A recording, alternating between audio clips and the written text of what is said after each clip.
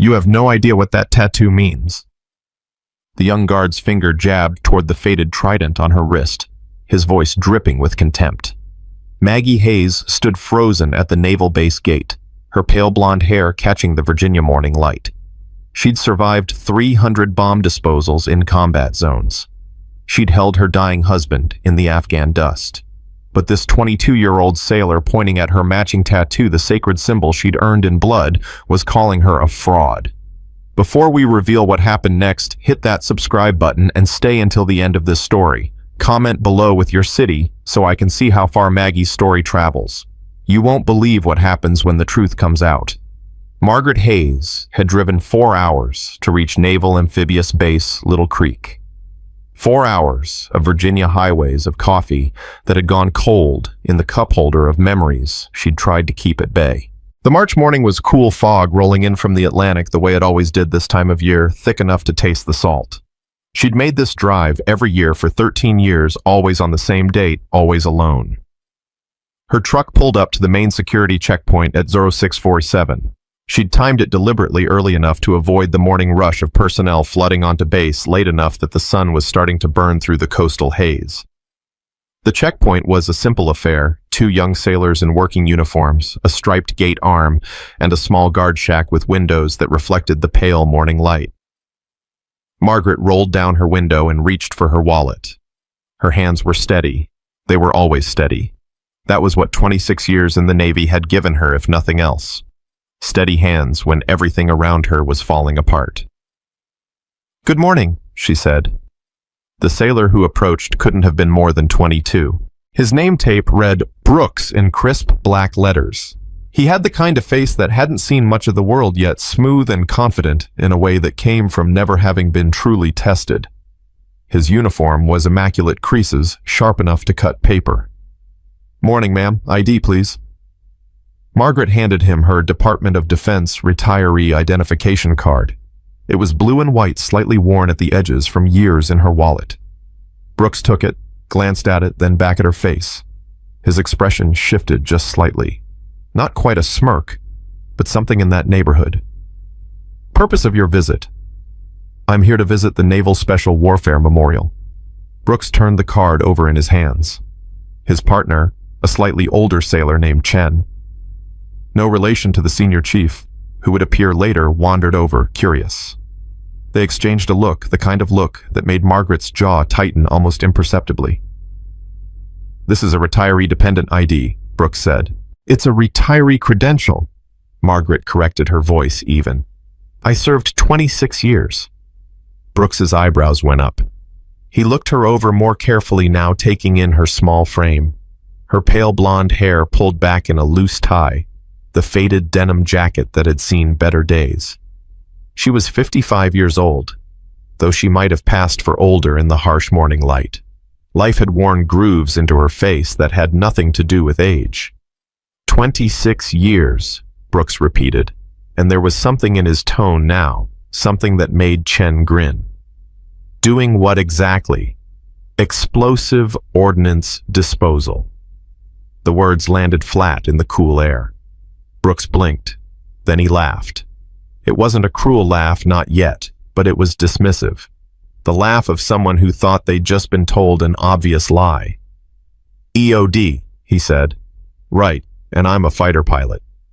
Chen laughed too louder. "Ma'am, look, we get a lot of people coming through here with stories.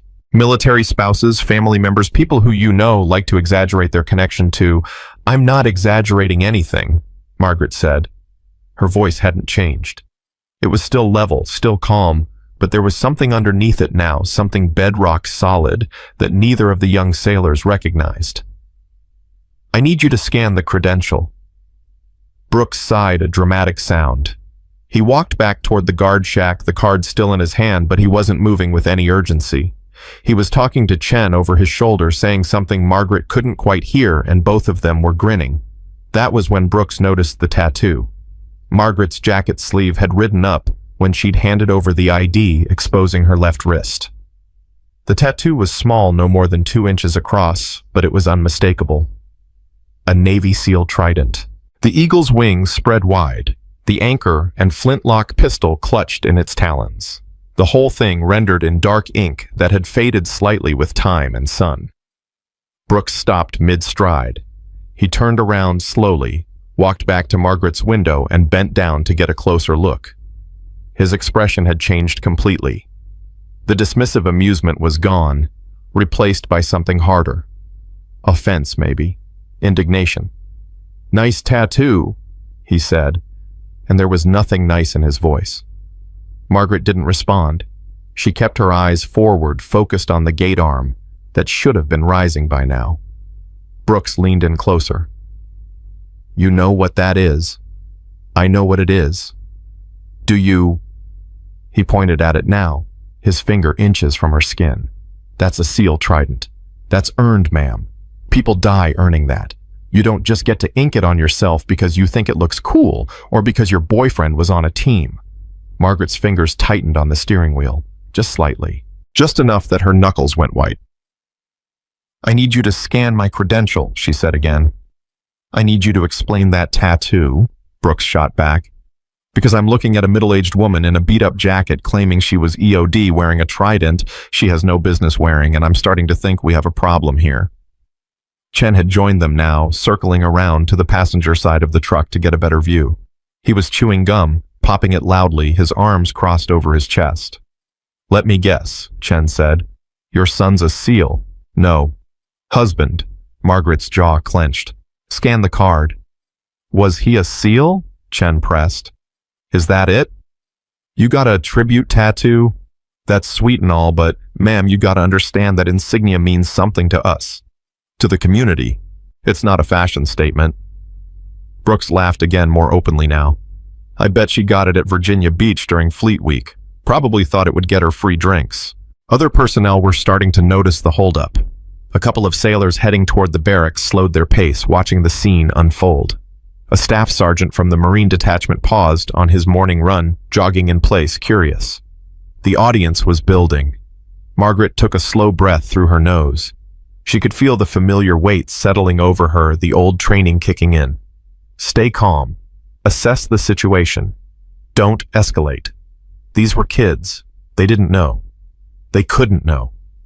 "Petty Officer Brooks," she said, reading his name tape clearly now. "I am asking you one more time to scan my credential through your system. It will verify everything I've told you." Brooks straightened up the card still in his hand. "You know what, sure, let's do that. Let's see what the system says about your impressive EOD career." He walked to the guard shack with exaggerated slowness, playing to the small crowd that had gathered. Chen stayed by the truck, his grin widening. "You seem awfully calm for someone who's about to get busted," Chen said. Margaret didn't answer. She was watching Brooks through the guard shack window, watching him swipe her card through the reader. She saw his face, saw the moment the screen flashed red, saw his expression shift into something triumphant. He came back out holding the card between two fingers like it was contaminated. "Access denied," he announced loudly, making sure everyone could hear. "Credential expired. Invalid for base access." Margaret closed her eyes for just a second. Of course. Of course they hadn't updated the system. She'd been told 3 years ago that there was a backlog that retiree credentials for personnel with certain classifications took time to process through the new database. She'd been told to be patient. She opened her eyes. "There's an error in your system.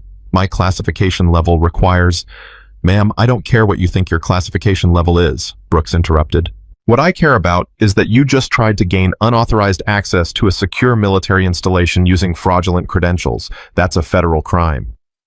The words hit like a physical blow. Fraudulent. The crowd murmured. A female lieutenant who'd been walking toward the headquarters building stopped watching with open curiosity.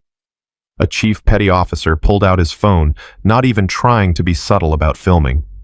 "I'm going to need you to step out of the vehicle," Brooks continued. His hand moved to his hip to his radio. "I'm calling the master-at-arms.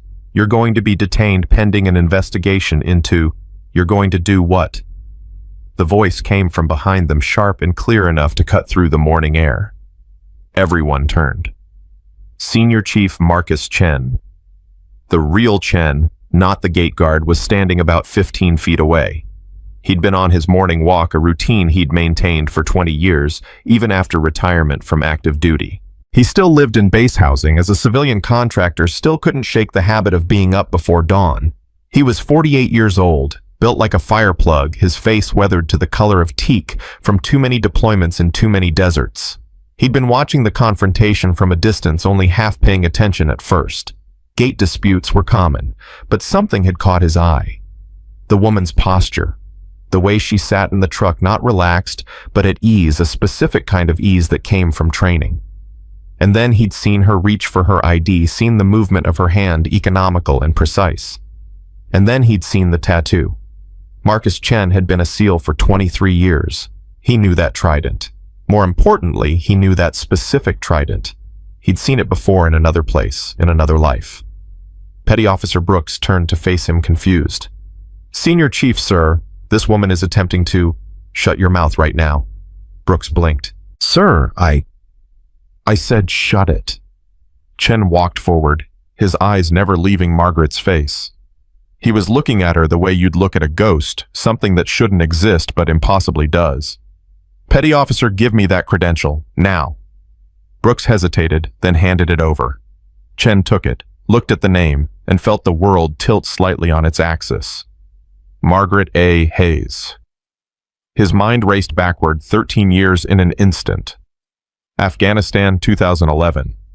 He'd been a first-class petty officer, then attached to SEAL Team 4, running direct action missions in Helmand Province. They'd had an EOD tech attached to their platoon, a rare thing back then. Even rarer, she'd been a woman. They'd called her Ice. Ice because nothing rattled her. Not the IEDs that could turn a man into pink mist in a microsecond. Not the firefights that erupted without warning in the narrow streets of Marja. Not the 100 daily reminders that she was the only woman in a platoon of Type A alpha males who didn't quite know what to make of her. She'd been small, blonde, quiet. She'd cleared more bombs in 6 months than most EOD techs saw in an entire career. And she'd been married to their platoon leader, Lieutenant Commander James Hayes, call sign Reaper. Chen looked from the ID back to Margaret's face. 13 years older, thinner. Lines carved deep around her eyes and mouth. But it was her. He'd bet his life on it. "Master Chief," he said quietly. Margaret's eyes met his for the first time. She didn't recognize him, he could tell. There'd been so many faces, so many deployments. But she recognized the tone. Respect, real and unfeigned. "Senior Chief," she replied, a question in her voice. "Marcus Chen, Team 4, Marja 2011. Something flickered across her face. Memory, maybe. Pain, definitely. "I remember." Brooks was looking between them, lost. "Senior Chief, this woman..." Chen wheeled on him. "This woman is Master Chief Petty Officer Margaret Hayes, United States Navy, retired. And if you value your career even a little bit, you need to stop talking right now." The crowd had grown larger. At least 20 people now forming a loose semicircle around the gate. Word was spreading through the morning shift change like wildfire. Something's happening at the east gate. Some kind of confrontation. Brooks's face had gone red. "Sir, the system says..." "I don't care what the system says." Chen's voice dropped lower, more dangerous. "I know who this is. I served with her. And you just accused a Navy Cross recipient of using fraudulent credentials." The air seemed to leave the immediate area. Navy Cross. The words hung there, impossible to ignore. The Navy Cross was second only to the Medal of Honor. It was earned, not given. It was for actions so far beyond the call of duty that most people couldn't even imagine them. Brooks' face went from red to white. Chen wasn't done. He stepped closer to the young petty officer, close enough that Brooks had to look up to meet his eyes. "You see that tattoo you were so concerned about? That trident?" Chen's voice was quiet now, but it carried. Everyone was silent, straining to hear. "That belonged to her husband, Lieutenant Commander James Hayes. He was killed in action in March 2011. Do you know how he died, Petty Officer?" Brooks couldn't speak. He shook his head. "IED. Complex attack. Triple-stacked pressure plates daisy-chained to secondary devices. The kind of setup that takes hours to plan and execute. The The kind designed to kill not just the first vehicle, but the entire response team. Chen paused. Master Chief Hayes was in the convoy. She was riding in the vehicle behind her husband's. She watched him die. Margaret's hands were shaking now, just slightly. She gripped the steering wheel harder. The blast pinned down the entire platoon, Chen continued. We were taking fire from 3 directions. We couldn't get to the casualties, couldn't get to Reaper, and Master Chief Hayes, under fire, crawled forward with her toolkit and started clearing the secondaries. 2 more devices. Either one would have killed everyone in the kill zone. He looked at Margaret now, his voice softening. She cleared them both, in the dirt, in the smoke, with her husband's blood on her hands. And when the Casvac bird finally landed, she rode back to base in the same helicopter as his body. The silence was total now. No one moved. No one breathed. Chen turned back to Brooks.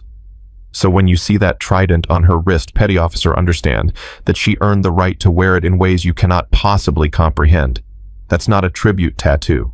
That's a memorial. That's a promise. That's every single thing you think the team stand for made flesh.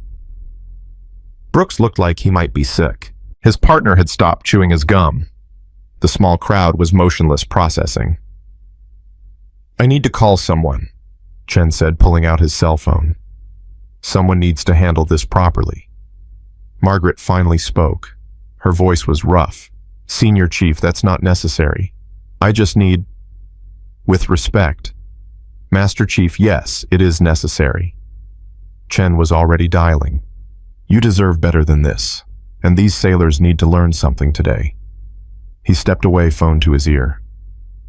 Margaret sat in her truck, surrounded by staring faces, and waited. The fog was burning off now, revealing the bright Virginia sky. It was going to be a beautiful day. She looked at her wrist, at the small, faded trident that had caused so much trouble this morning. She'd gotten it exactly 1 year after James died. She'd needed that year.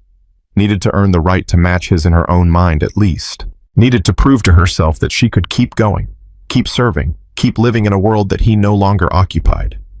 James had gotten his trident tattooed the day after he'd graduated buds young and proud and impossibly alive.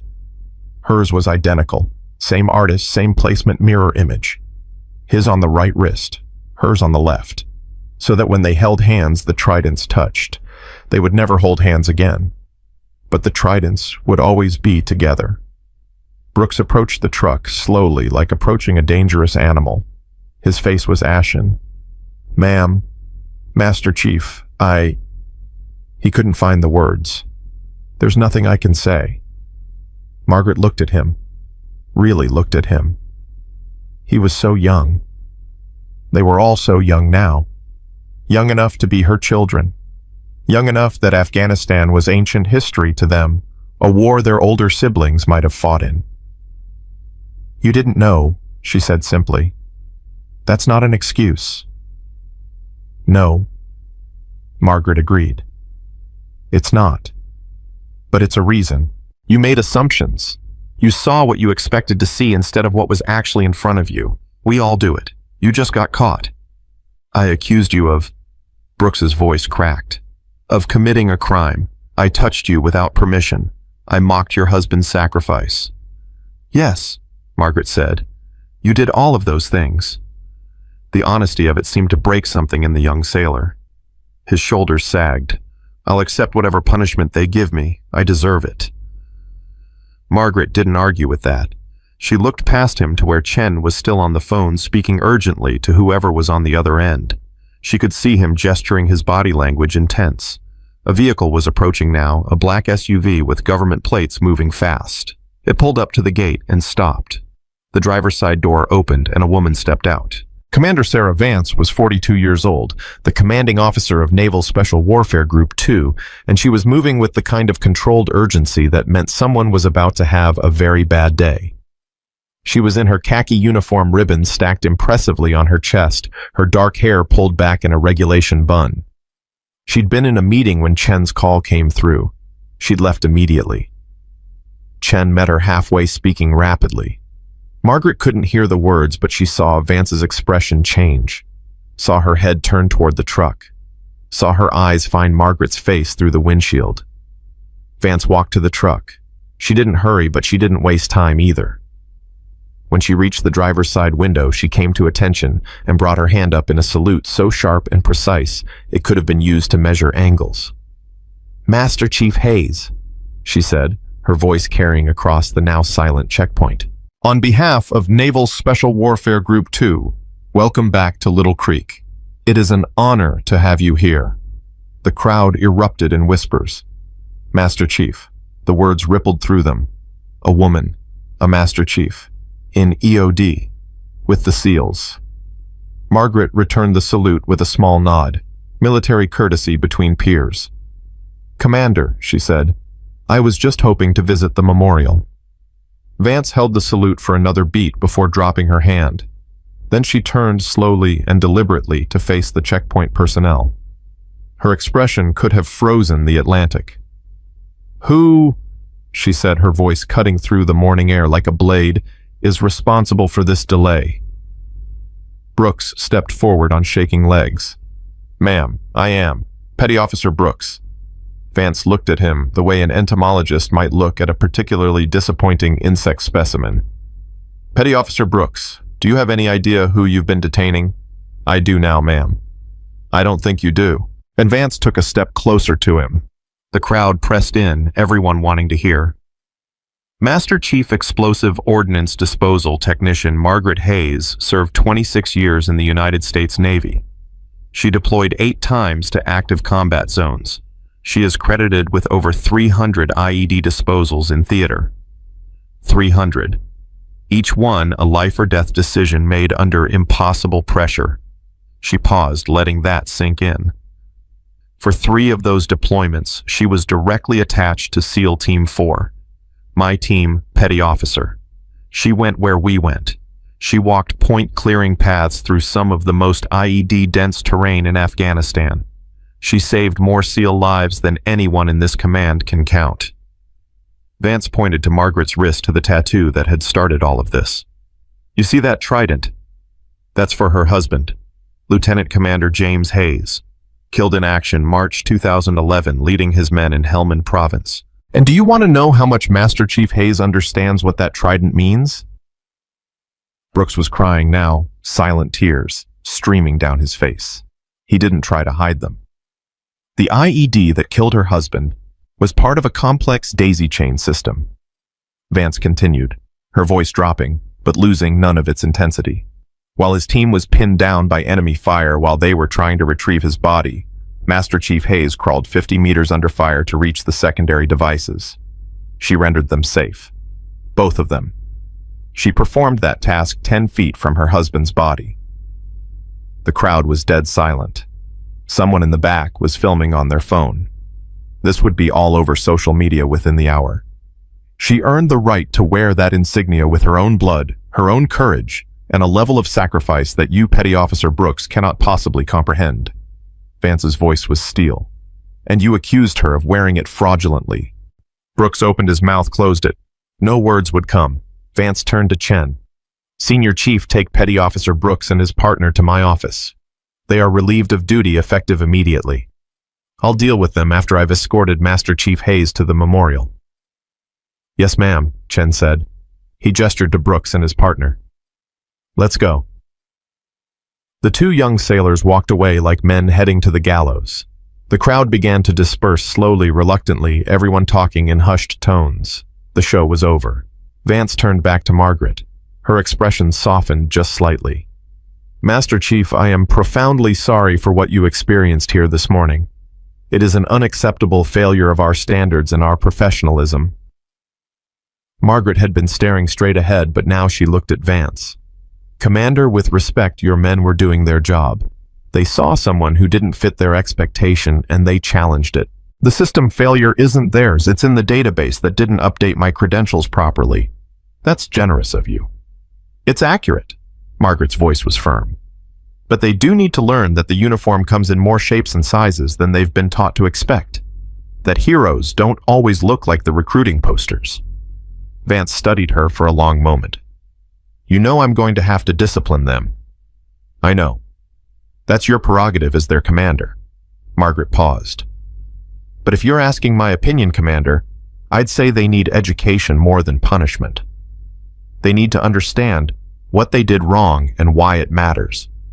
Not just for me, but for every service member who doesn't fit their narrow definition of what a warrior looks like. Vance nodded slowly. I'll take that under advisement. Would you be willing to participate in that education? Speak to the command. Margaret hesitated. She'd come here for one reason and one reason only.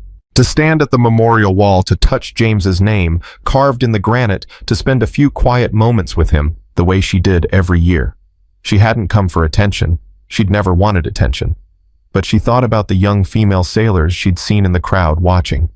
She thought about the next woman who would show up at this gate with credentials that didn't quite match the guards' expectations. She thought about James, who had always believed that the team should represent the best of America, all of America. Yes, she said. I'll speak to them. Thank you. Vance stepped back from the truck. For now, let me escort you to the memorial. You've waited long enough. The gate arm rose. Margaret put the truck in gear and drove onto the base Vance's SUV, following behind. As they passed through, she glanced in the rearview mirror and saw the checkpoint, saw the small knot of sailors still standing there, still processing what they'd witnessed. She wondered if Brooks would recover from this. She hoped he would. He was young. Young people made mistakes. The question was whether they learned from them. The memorial was at the far end of the base, overlooking the water. It was a simple thing, really. A curved wall of black granite names etched into the stone, each one representing a naval special warfare operator who had made the ultimate sacrifice. The wall was arranged chronologically, starting with Vietnam and working forward through decades of conflict. Margaret parked in the small lot. Vance pulled in beside her, but didn't get out right away, giving Margaret space. Margaret sat in her truck for a moment, hands on the wheel, looking at the memorial through the windshield. 13 years. 13 times she'd made this drive. 13 times she'd stood before that wall. And it never got easier. She opened the door and stepped out. The morning sun was fully up now, burning away the last of the fog. The temperature was rising. It was going to be warm today, the kind of early spring warmth that promised summer wasn't far away. She walked to the wall, found the section for 2011, found March, found his name. Lieutenant Commander James R. Hayes, March 18th, 2011. Operation Enduring Freedom. Her fingers traced the letters carved into the stone. The granite was cool under her hand, smooth and permanent. This was all that was left in the official record. A name, a rank, a date. 3 lines to sum up a life. It wasn't nearly enough. Behind her, she heard footsteps, multiple sets. She turned and saw Senior Chief Chen approaching along with several other men. Older men her age or close to it, some in uniform and some in civilian clothes. They moved with the particular gait of men who'd spent time in the teams, that careful economy of motion. Chen stopped a respectful distance away. Master Chief, some of the guys from Team 4 heard you were here. We wanted to pay our respects, if that's okay.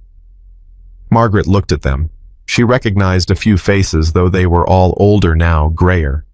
Time had marked them the way it had marked her. Of course, she said. They formed a loose line, each man taking a moment at the wall, touching James's name. Some spoke quietly words meant only for the dead. Some were silent.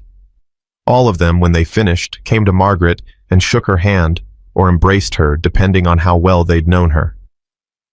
He saved my life in Kandahar, one of them said. I never got to thank him. I was there that day. Another said, his voice rough. What you did, Master Chief. We've never forgotten. None of us have.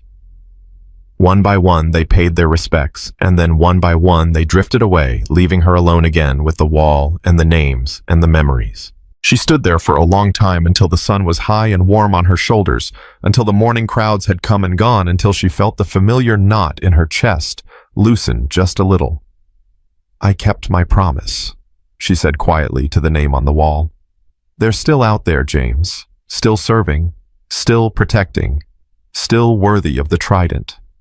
Some of them are even women now, officially. Can you believe that? The wall didn't answer. It never did. But standing there with the sun and the sound of the water and the weight of the years, Margaret felt something close to peace. She would come back next year. She would come back every year until she couldn't anymore. This was her ritual, her way of keeping him close. The tattoo on her wrist was for her a reminder that she carried him with her always. But this annual pilgrimage was for him a promise that he would never be forgotten. She touched the wall one last time, then turned and walked back to her truck. Commander Vance was waiting by her SUV, speaking quietly into her phone. When she saw Margaret approaching, she ended the call. Master Chief, before you go, I wanted to ask again about speaking to the command. We're doing a training evolution next month on professional standards and cultural competency. Your perspective would be invaluable. Margaret considered. It would mean coming back, confronting more questions, more attention. It would mean sharing parts of her story that she usually kept private. But it would also mean that maybe the next woman like her wouldn't face what she'd faced this morning. Maybe the next Brooks would see past his assumptions. Maybe that was worth the discomfort. Send me the details, Margaret said. I'll be there. Vance smiled a real smile. Thank you. The Navy is better for having had you in it, Master Chief. And it's better for still having your voice. Margaret drove off base a few minutes later. The gate guards who checked her out were different from the morning shift, and they snapped to attention when they saw her credentials waving her through with crisp professionalism. As she turned onto the highway heading home, Margaret glanced at her wrist. The trident caught the sunlight, faded but eternal, a mark of love and loss and service that would stay with her until her own name was added to some wall somewhere. She'd gotten it exactly right, she thought. The placement, the design, the meaning. James would have approved. He would have approved of this morning too, she thought. Not the conflict, but the resolution, the teaching moment. He'd always believed in second chances and the power of education over punishment. He'd always seen the potential in people, even when they couldn't see it themselves. You would have liked Commander Vance, Margaret said aloud to the empty truck. She gets it. She really gets it. The road stretched ahead 4 hours of Virginia countryside between her and home. But for the first time in 13 years, the drive didn't feel quite so heavy. Something had shifted this morning. Something important. She'd been seen. Really seen. Not as a widow, not as a symbol, but as what she actually was, a warrior who had earned her place in the fight. It was enough. For now, it was enough. The call came 3 days later while Margaret was in her garden pulling weeds that had started to take over the flower beds. Her phone buzzed in her back pocket, an unfamiliar Virginia number lighting up the screen. This is Margaret. Master Chief Hayes, this is Commander Vance. Do you have a few minutes? Margaret straightened, brushing dirt from her hands. Of course, Commander. I wanted to update you on the situation with Petty Officers Brooks and Miller. They've been formally counseled and placed on administrative duties pending completion of remedial training. But there's something else. Vance paused. Brooks has asked to speak with you directly. He's written a letter and he wants permission to deliver it in person. Margaret was quiet for a moment, processing. What did you tell him? That it was entirely your decision. I made it clear that you are under no obligation to provide him with closure or forgiveness. That's not your job. But you think I should see him? I think, Vance said carefully, that it might be valuable for both of you, but only if you're comfortable with it. Margaret looked at the garden, at the chaos of weeds and neglected soil. She'd been meaning to get to this for weeks. Avoidance dressed up as busy work. He's available whenever you are. I can arrange for you to meet here on base in a controlled environment. Or if you prefer, we can do it by video call. In person, Margaret said. Next Tuesday. Morning, if possible. I'll make it happen. Thank you, Master Chief. After they hung up, Margaret stood in her garden for a long time, phone still in her hand. She wasn't sure why she'd agreed. Maybe because she remembered being young and stupid, once remembered making mistakes that felt catastrophic at the time.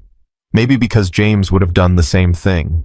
Or maybe because some small part of her wanted Brooks to understand what he'd actually done, wanted to look him in the eye and see if there was anything worth salvaging there. Tuesday morning arrived cold and gray. Margaret made the drive back to Little Creek, this time with an official appointment and a visitor's pass that had been couriered to her house. The gate guards waved her through with crisp salutes. No drama this time. No accusations. Commander Vance met her at the headquarters building, a sprawling complex that housed the administrative heart of Nessalvdal's Group 2.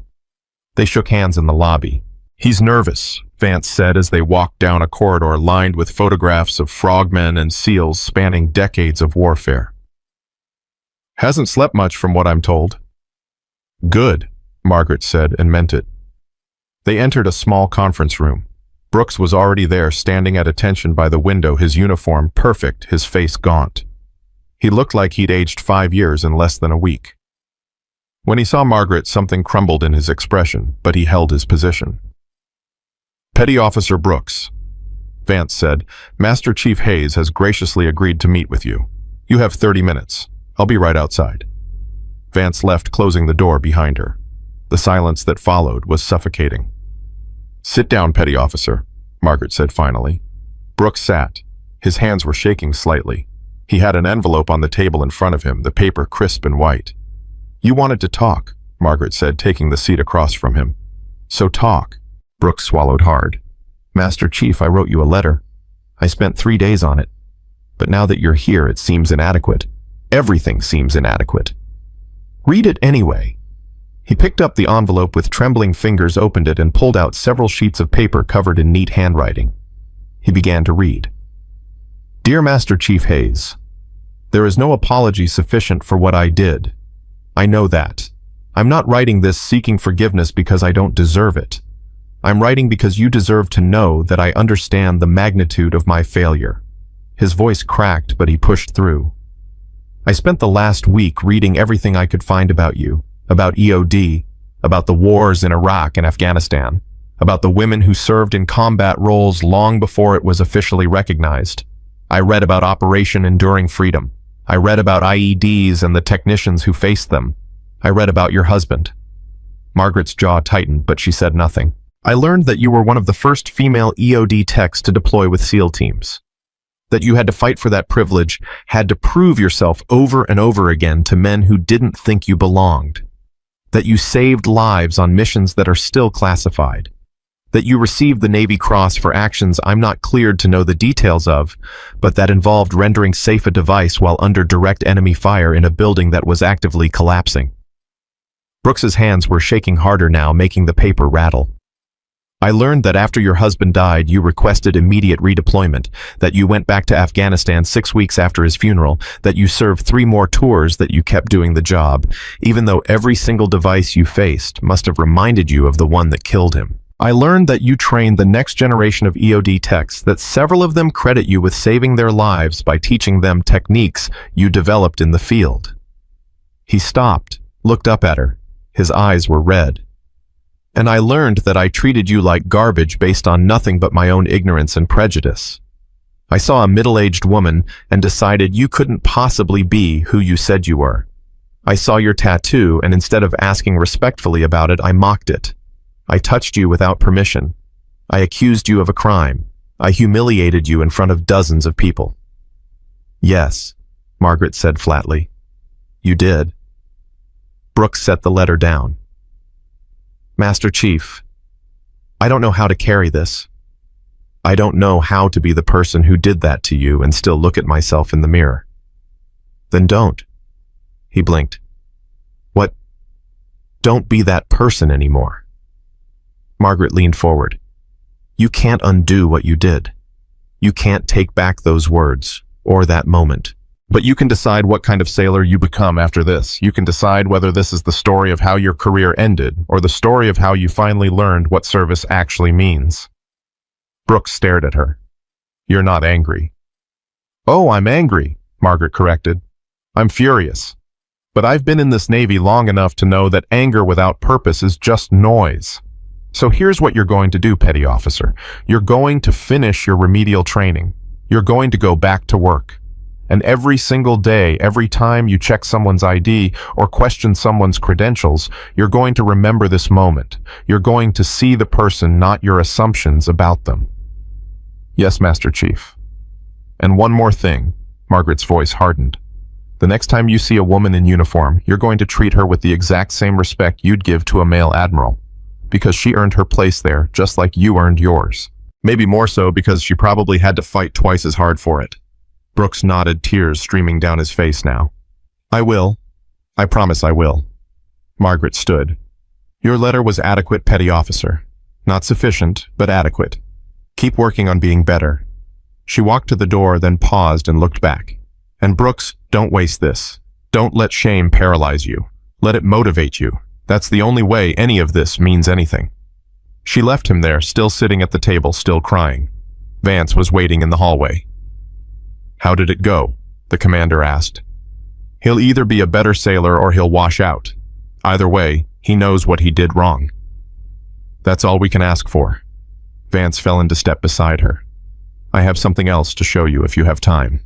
They walked through the building deeper into the complex until they reached a large auditorium. Vance opened the door and gestured for Margaret to enter. The room was full. Easily 200 sailors, maybe more, all seated in rows facing a stage. They were mixed ranks, mixed rates, men and women both. At the front stood a large projection screen showing the Nia Salvage Group 2 insignia. What is this? Margaret asked. Your audience, Vance said. I moved up the training timeline.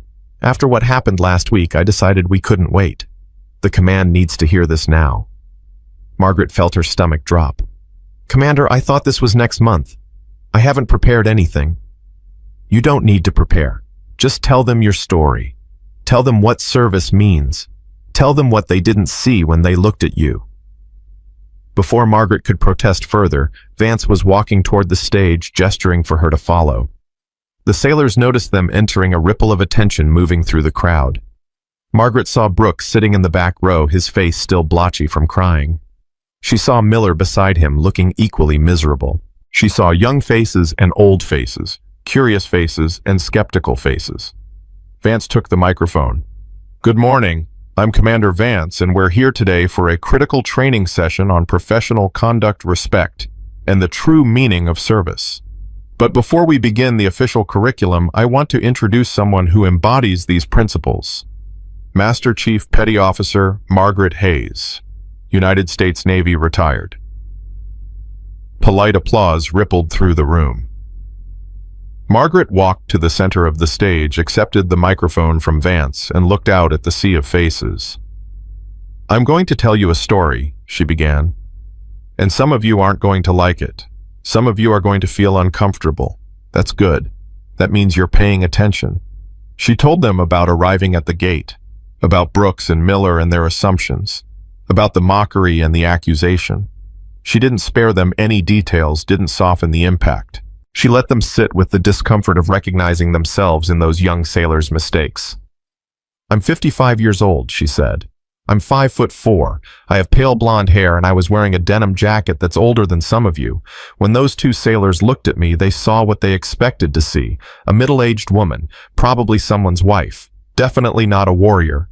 Definitely not someone who'd earned the right to wear a seal trident even as a memorial to her husband.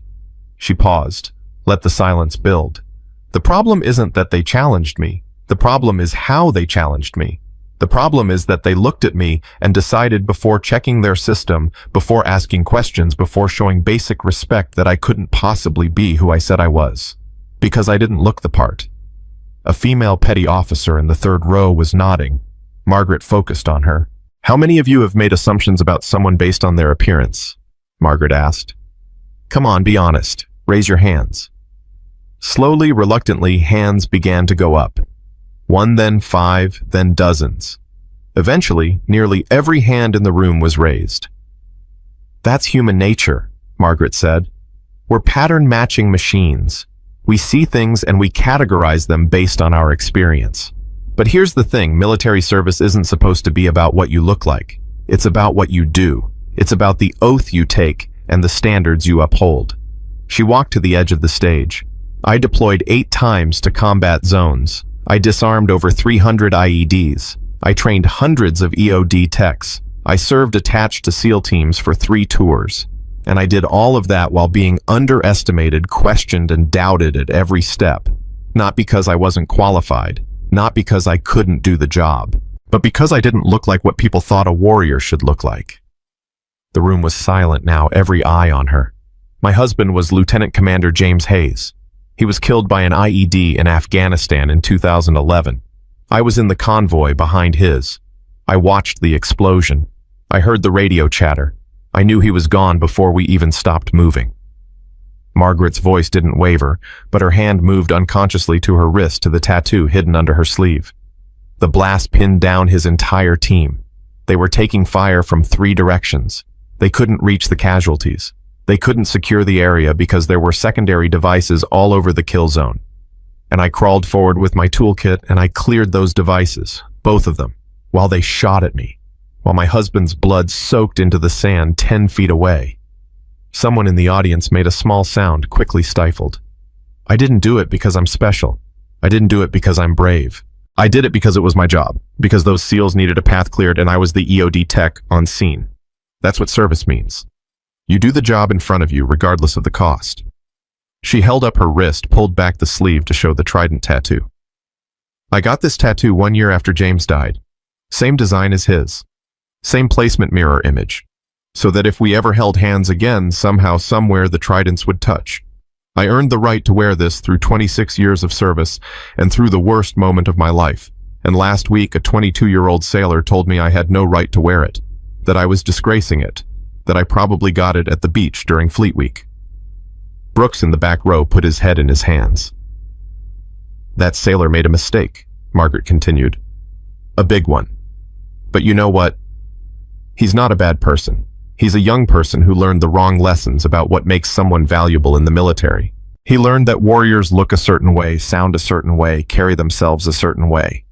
And when he met someone who didn't fit that mold, he rejected the evidence in front of him. She turned, looked directly at Brooks. Stand up, Petty Officer Brooks. Brooks stood slowly, his face ashen. Come down here. The walk from the back of the auditorium to the stage seemed to take forever. Brooks kept his eyes down, his shoulders hunched. When he reached the stage, he stood at attention, rigid with fear.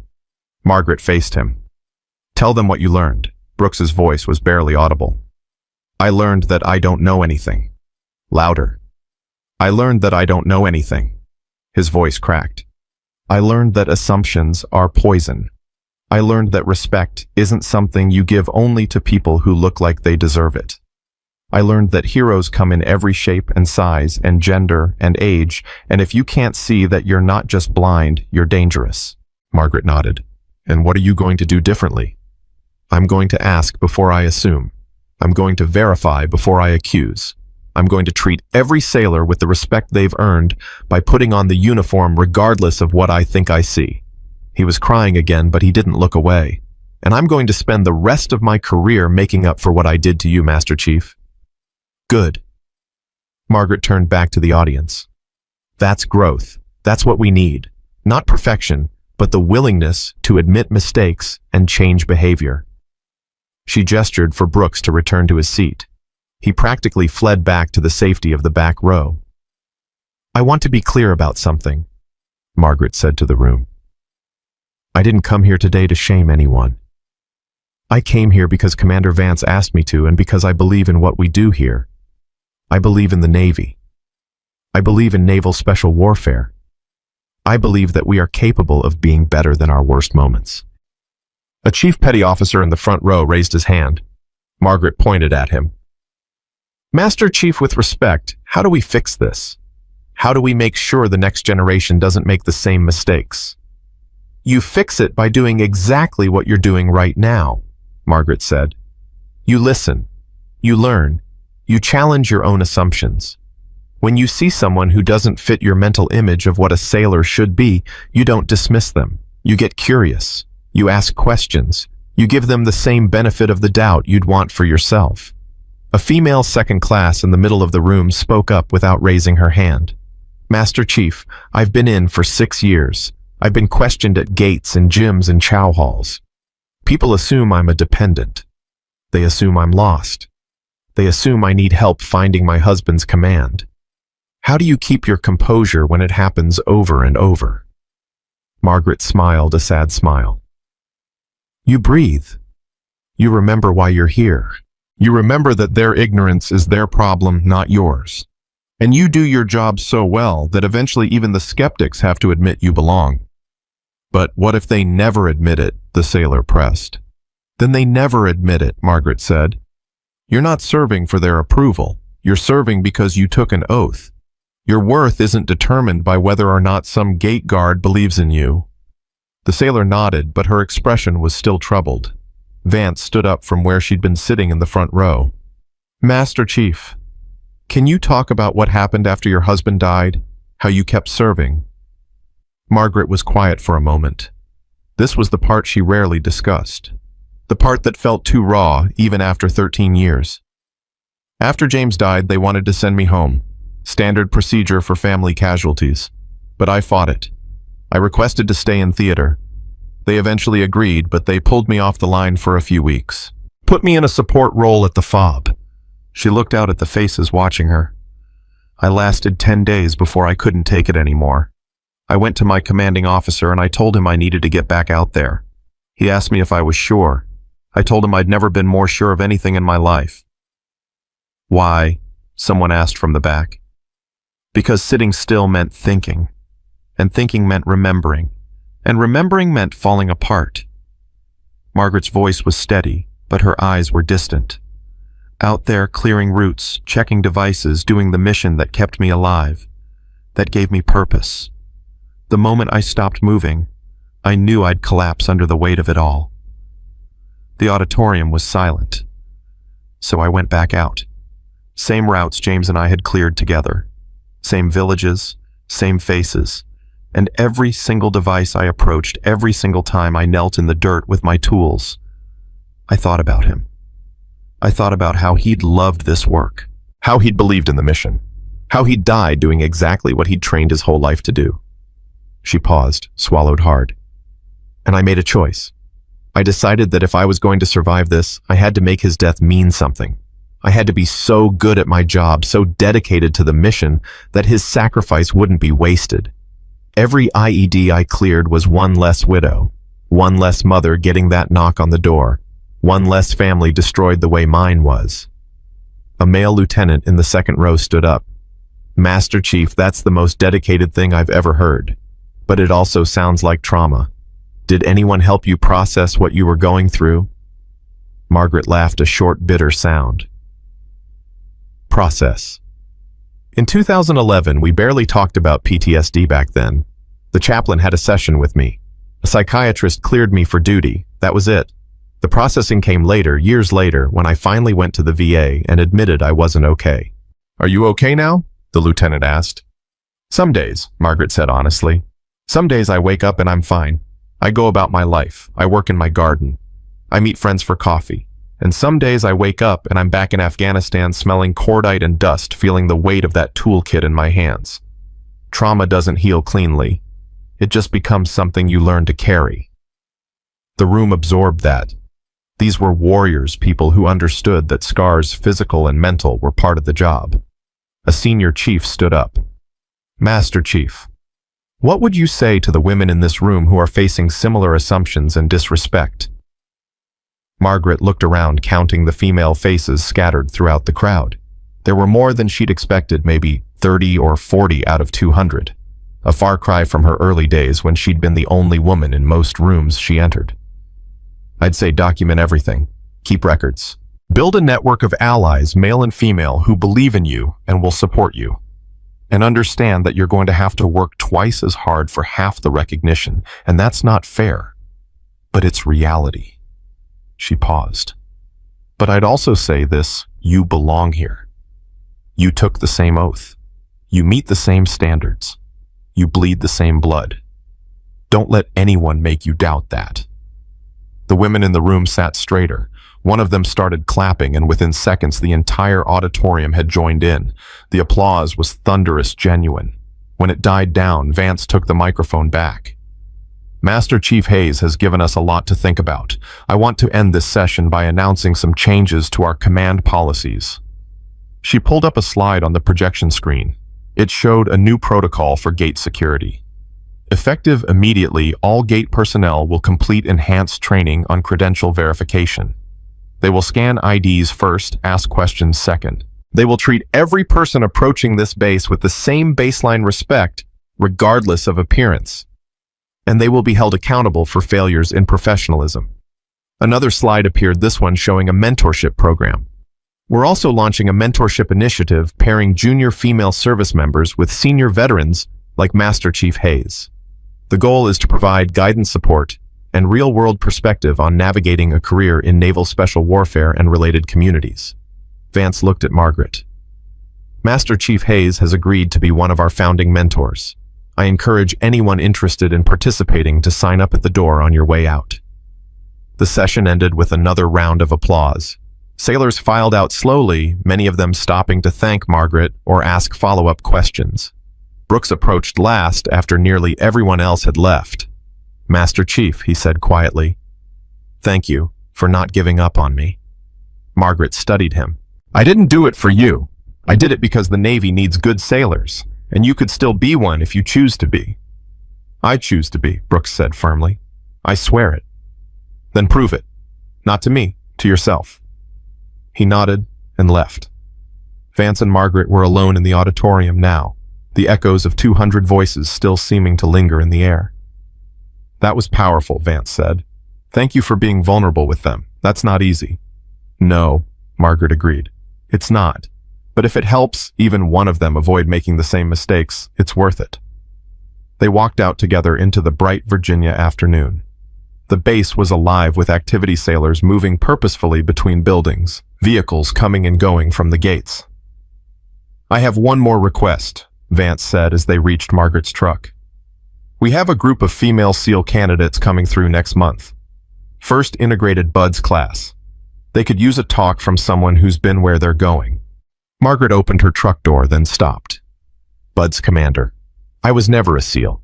I don't know if I'm the right person. You're exactly the right person, Vance interrupted. These women are about to enter the most physically and mentally demanding training the military offers. They're going to face doubt from others and from themselves. They need to hear from someone who faced similar challenges and came out the other side.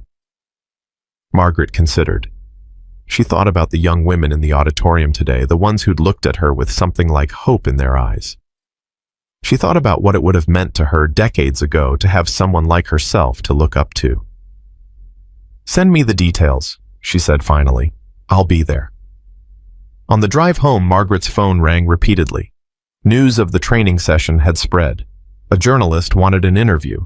A veterans organization wanted her to speak at their next conference. A documentary filmmaker wanted to tell her story. She ignored them all. She wasn't interested in fame or recognition. She'd done what she'd done because it was necessary, not because she wanted credit for it.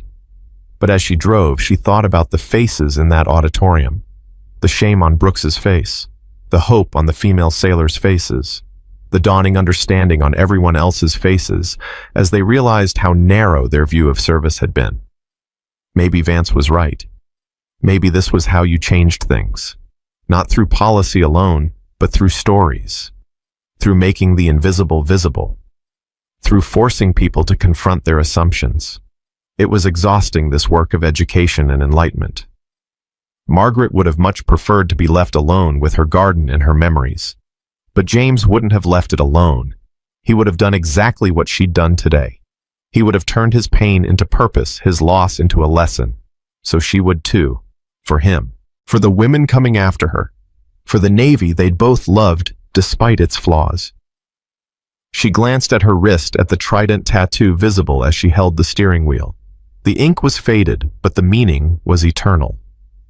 We're not done yet, she said quietly, speaking to James the way she always did when she was alone. Still got work to do. The highway stretched ahead, carrying her home through the spring afternoon. Behind her at Little Creek, Brooks was sitting in his barracks room, rereading the notes he'd taken during Margaret's speech. Miller was calling his mother, telling her he'd screwed up but maybe learned something important. Commander Vance was drafting new training protocols that would eventually be adopted across the entire Nia Salvador community. And somewhere in the system, Margaret's credentials were finally being updated. Her record corrected, her service properly documented for the next time someone questioned who she was. The ripples were spreading. One confrontation at a gate, One painful conversation, one powerful speech at a time. It was slow work, changing hearts and minds. But Margaret had spent 26 years in the Navy. She knew how to be patient. She knew how to do the job in front of her one wire at a time.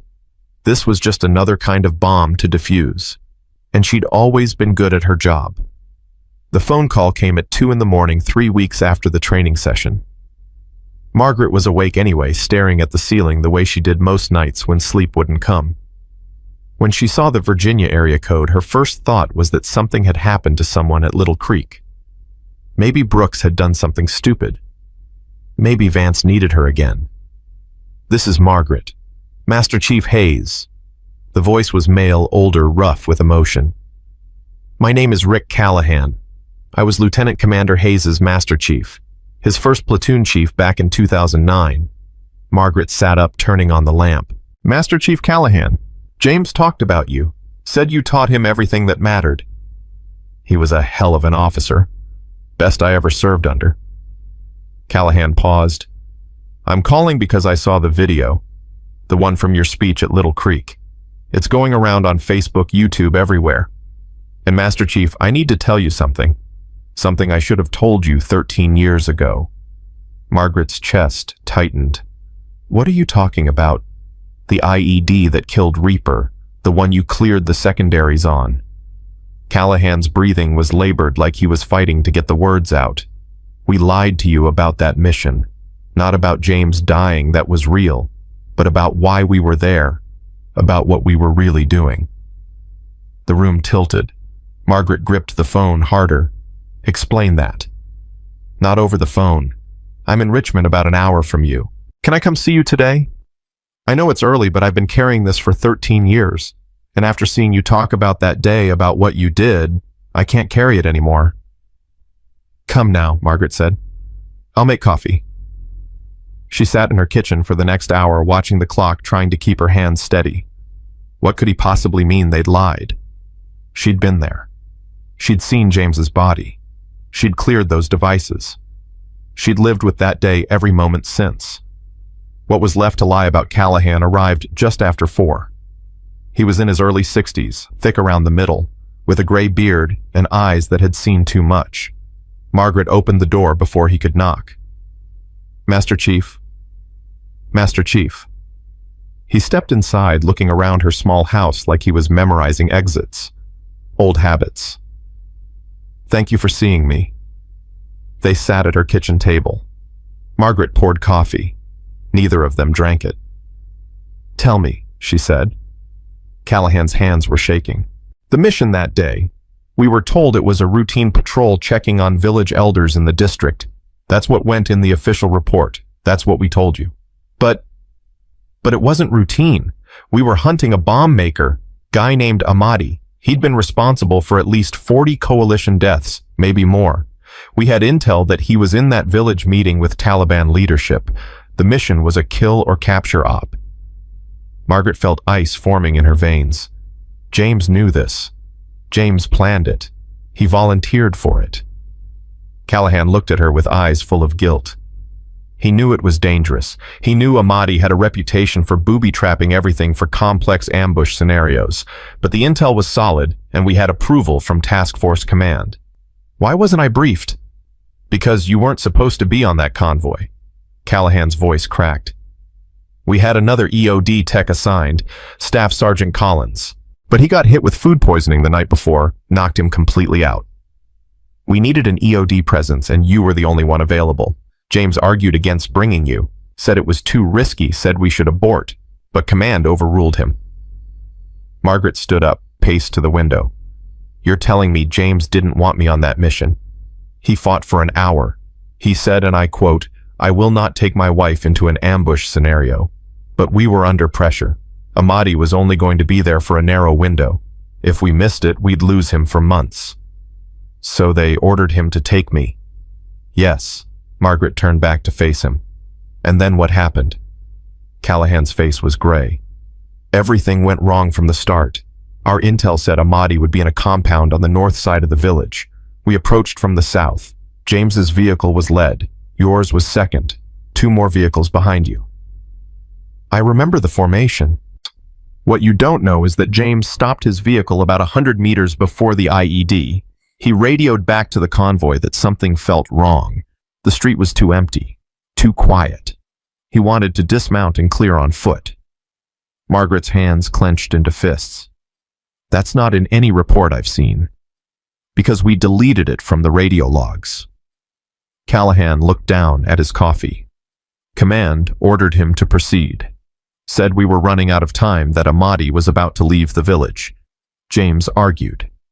Said every instinct he had was screaming trap. They told him he was being overcautious. Told him to roll forward. And he did. He did. Because he was following orders. Because that's what we all do. Callahan's voice was barely a whisper now. He moved his vehicle forward exactly 34 meters. And then the world exploded. Margaret sat back down, her legs suddenly weak.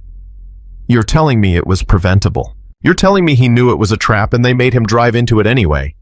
I'm telling you that James Hayes died because someone in an operations center 200 miles away decided that catching one bomb maker was worth more than the life of one SEAL platoon commander.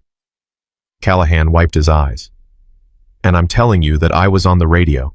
I heard him argue. I heard the fear in his voice, and I didn't back him up. I didn't add my voice to his. I let them bully him into moving forward. The kitchen was silent except for the hum of the refrigerator. After the blast, Callahan continued, when we were pinned down, when you crawled forward to clear the secondary's command, ordered us not to mention the previous radio traffic in our after-action reports. They said it would complicate the investigation. They said James would still be considered a hero, that his family would still get full benefits, but that dwelling on the circumstances would only cause unnecessary pain. Unnecessary pain, Margaret repeated, her voice hollow. I know how it sounds. I've lived with it for 13 years. Every day I wake up and I think about that convoy, about James arguing over the radio, about him finally saying Roger moving forward in this dead, resigned voice, like he knew exactly what was about to happen. Margaret stood again, walked to the sink, braced herself against it. Who gave the order? Who told him to move forward? Lieutenant Colonel Brennan. He was the operations officer at Task Force headquarters. He's a full colonel now, works at the Pentagon. Brennan. Margaret tasted the name like poison. And the after-action investigation. Found no fault. Determined it was a tragic but unavoidable combat loss. Ahmadi got away, by the way. He's probably still out there, still making bombs, still killing people. Callahan's voice turned bitter. But at least we followed the timeline. At least we didn't miss our window. Margaret turned slowly. Why are you telling me this now? Why not at the funeral? Why not in the weeks after?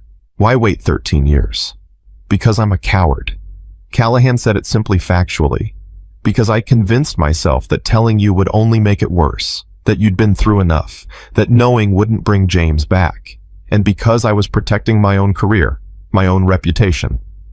If it came out that we'd falsified radio logs, that we'd covered up the circumstances, I'd have been court-martialed.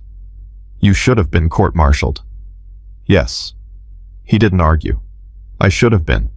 But I took the coward's way out. I retired quietly. I've been living in Richmond working as a contractor, trying not to think about it. He looked up at her. And then I saw that video. Saw you talking about that day.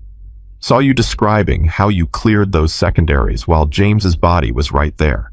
And I realized that you've been carrying the truth about your courage while I've been hiding the truth about my cowardice. Margaret walked back to the table, sat down. Does anyone else know about this? Anyone still active? A few of the guys who were on that mission. Most of them have gotten out. A couple are still in, and obviously whoever was in the operations center that day. But it's not something people talk about. It's buried in classified after-action reports that no one reads anymore. I want those reports. Master Chief. I want them. All of them. The originals before you deleted the radio logs. The modified versions you submitted. Everything. Margaret's voice was steel. You came here to confess. Fine. Now you're going to help me get the truth. Callahan nodded slowly. I still have copies. I kept them. I think part of me always knew this day would come. Bring them to me. Tomorrow. All of them. What are you going to do? Margaret looked at him with eyes that had stared down bombs and Taliban fighters and death itself. I'm going to make sure my husband's death meant something, and I'm going to make sure that Colonel Brennan answers for what he did. Callahan left an hour later. Margaret sat alone in her kitchen as dawn broke over Virginia, thinking about James arguing on that radio, thinking about him being ordered into a kill zone he'd identified, and tried to avoid thinking about how he died following orders he knew were wrong.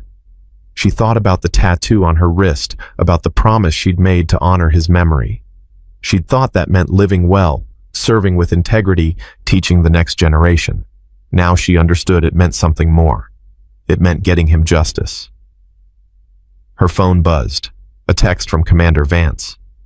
Saw you're trending on military Twitter. Your speech hit hard. Well done. Margaret typed back, need to meet, urgent. Not about the speech. The response came immediately. My office. 1,000 hours. I'll clear my schedule. Margaret spent the next few hours reading everything she could find about Lieutenant Colonel, now Colonel Marcus Brennan. He'd had a stellar career. Bronze Star Defense Meritorious Service Medal, all the right assignments. He was currently assigned to the Joint Staff at the Pentagon working on Special Operations Policy. He'd done very well for himself since ordering James Hayes to his death. At Aero 8:30, Callahan returned with a banker's box full of documents. It's all here. Original radio logs, modified logs, email chains, after-action reports. I've been waiting 13 years to hand this over to someone. Margaret took the box. You understand what happens next. If I pursue this, you're going to be implicated.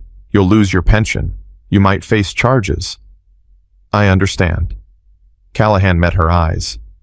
I'm ready. I should have been ready 13 years ago. At 09:45, Margaret arrived at Little Creek. The gate guards snapped crisp salutes when they saw her credentials. Word had spread. She was the Master Chief, now the one who'd been disrespected and then vindicated. They weren't going to make that mistake. Vance's office was on the second floor of the headquarters building. Her aide showed Margaret in immediately. Master Chief. Vance stood, shook her hand. What's going on? Margaret set the banker's box on Vance's desk. I need to tell you about the day my husband died, the real story, not the one in the official reports. For the next hour, Margaret laid it out. The mission, the orders, James's objections, the deleted radio logs, the cover-up. Vance listened without interrupting, her expression growing darker with each revelation. When Margaret finished, Vance sat back in her chair. This is explosive. If what you're saying is true, it's true. I have the documentation, original radio logs with timestamps, emails from the operations center, after-action reports that don't match the radio traffic. Master Chief, you understand what you're asking for here. A full investigation into a 13-year-old combat death, accusations against a current colonel, questions about operational decision-making and cover-ups. This will detonate like a bomb in the New South Wales community. Good, Margaret said flatly. It should. Because James died following an order he knew was wrong, and then we lied about it to make everyone look better. We told his parents it was a routine patrol. We told the team it was unavoidable. We told everyone that he died doing his job, when the truth is he died because someone valued mission success over operator safety. Vance was quiet for a long moment. I need to brief the Admiral. Admiral Kramer, head of Naval Special Warfare Command. This goes above my level. I understand. And Master Chief, I need to be clear with you. This could get ugly. Brennan has a lot of allies. A lot of people who won't want this story coming out. You're going to face pushback. They're going to question your motives, your evidence, maybe even your mental state. Margaret leaned forward. Commander, I spent 26 years in the Navy. I deployed 8 times.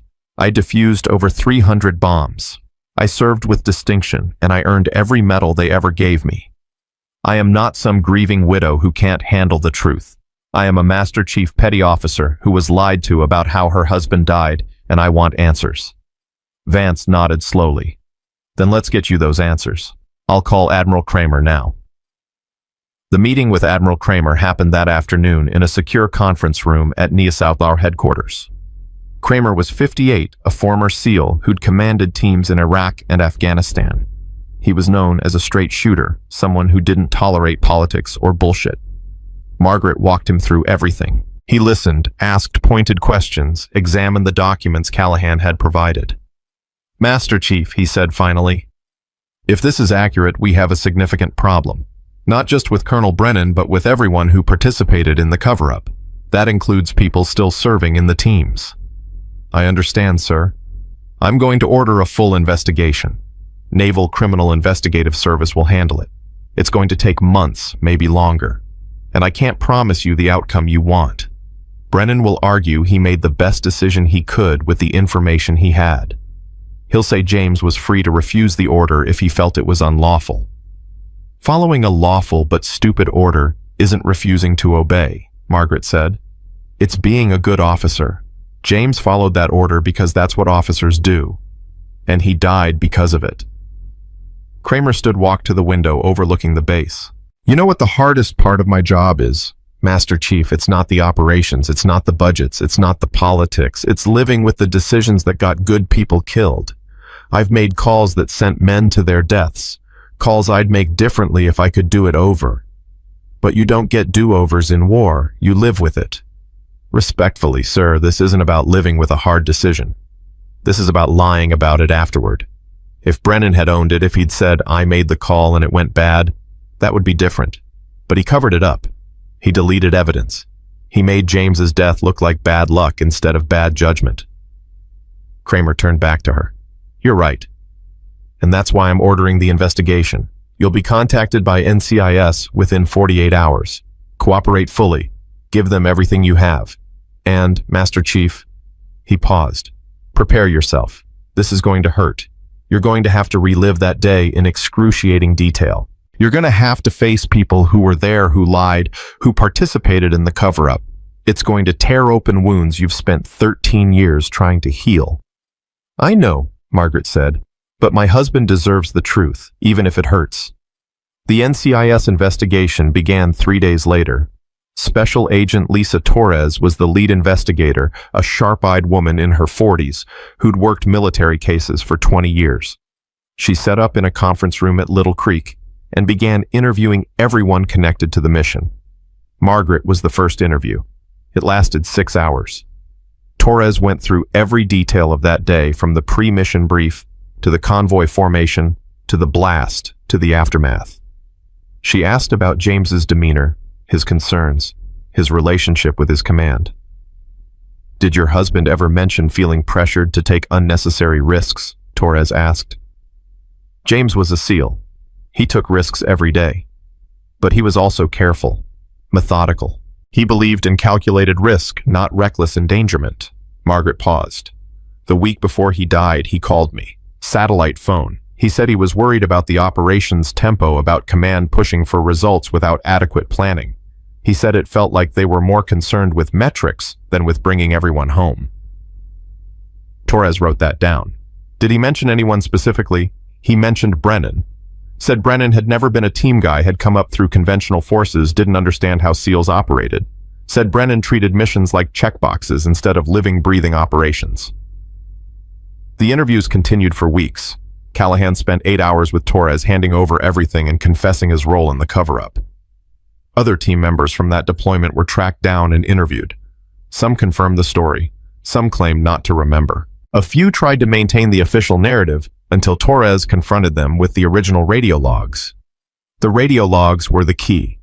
They showed everything: James requesting permission to halt and clear on foot, Brennan denying the request, James arguing, Brennan pulling rank, James's final transmission, Roger, rolling forward, God help us. Those 4 words became the center of the investigation. God help us. Not the words of a confident operator executing a routine patrol. The words of a man who knew he was driving into a trap because someone thousands of miles away was too stubborn to listen. Colonel Brennan was interviewed 6 weeks into the investigation. He arrived at Little Creek with 2 lawyers and a JAG officer.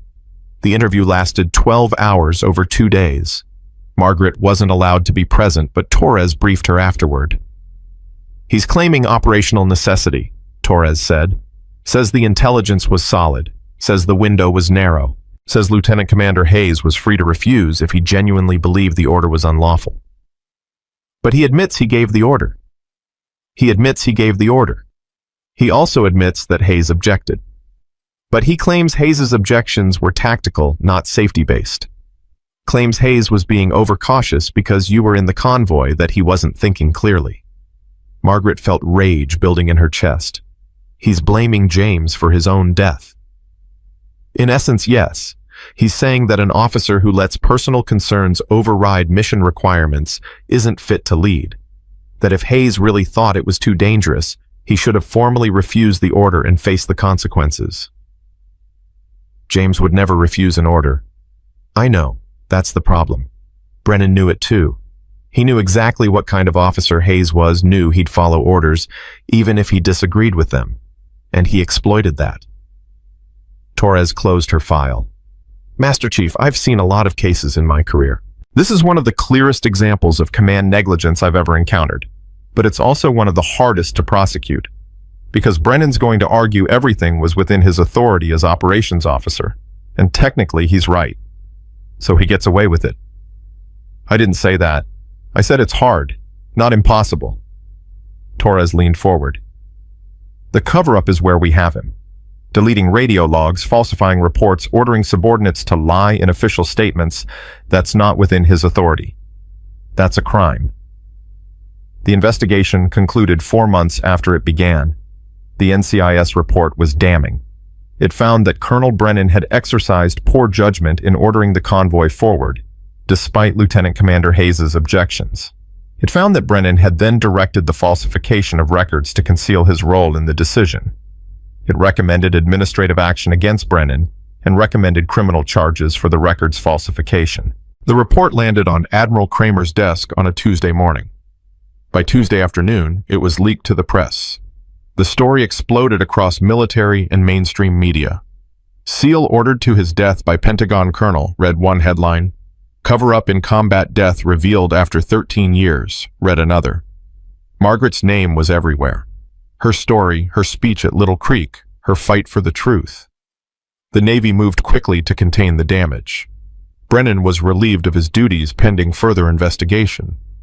A press release announced a full review of operational decision-making protocols. Admiral Kramer gave an interview promising accountability and transparency. But behind the scenes, Margaret was told the reality criminal charges against Brennan were unlikely. The records falsification had occurred 13 years ago. Key witnesses had retired or died. Statutes of limitations were in play. The best they could hope for was administrative punishment, loss of rank, forfeiture of some retirement pay, a letter in his permanent record. It's not enough, Margaret told Vance when they met to discuss the outcome. He ordered my husband into a kill zone and then lied about it.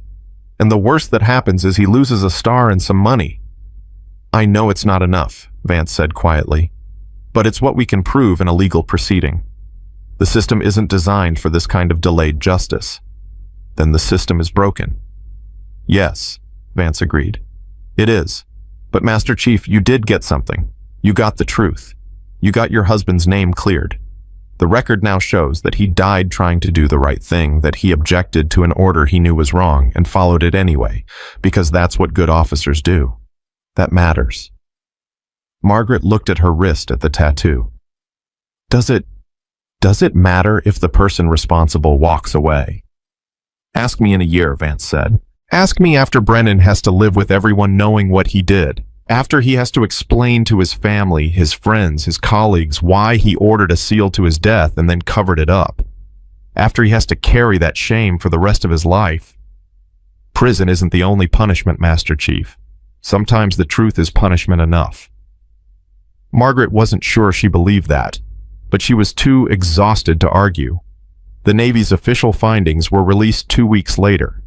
They included a formal apology to Margaret and James's family for the false information provided after his death. They included a commendation for James's service and leadership. They included a statement that his concerns about the mission had been valid, and that his decision to follow orders despite those concerns demonstrated the highest level of professionalism. They did not include criminal charges against Brennan. He was allowed to retire at his current rank with full benefits. Margaret read the findings alone in her kitchen, the same kitchen where Callahan had confessed the truth months earlier. She'd won technically. She'd gotten the investigation. She'd gotten the official acknowledgement. She'd gotten James's reputation restored. But Brennan was free, and James was still dead. Her phone rang. It was Senior Chief Chen from Little Creek. "Master Chief, I just wanted to call and say we're all behind you. What you did, forcing this investigation, getting the truth out, that took guts. Reaper would be proud." "Would he?" Margaret's voice was hollow. "I'm not sure what I accomplished except proving that the system protects its own." "You accomplished more than you know," Chen said. "Every officer in the teams is talking about this. Every operations center is talking about this. You made it impossible for them to ignore what happens when command gets it wrong. That's going to save lives, Master Chief. Maybe not today, but someday, some lieutenant is going to push back on a bad order, and some colonel is going to remember what happened to Brennan. That's your husband's legacy now. That's what his death means." After they hung up, Margaret sat with those words. That's what his death means. She'd spent 13 years trying to make his death mean something through her own service. Now maybe it meant something bigger. A cautionary tale. A lesson learned in blood. It wasn't the justice she'd wanted, but maybe it was the justice James needed. She walked to the small shrine she kept in her living room. James's photo in his dress uniform, his seal trident, his purple heart. She'd added the official findings to the display, the document that finally told the truth about how he died. "I kept fighting," she told his photo, "just like you would have, and we got them to admit it. That's something."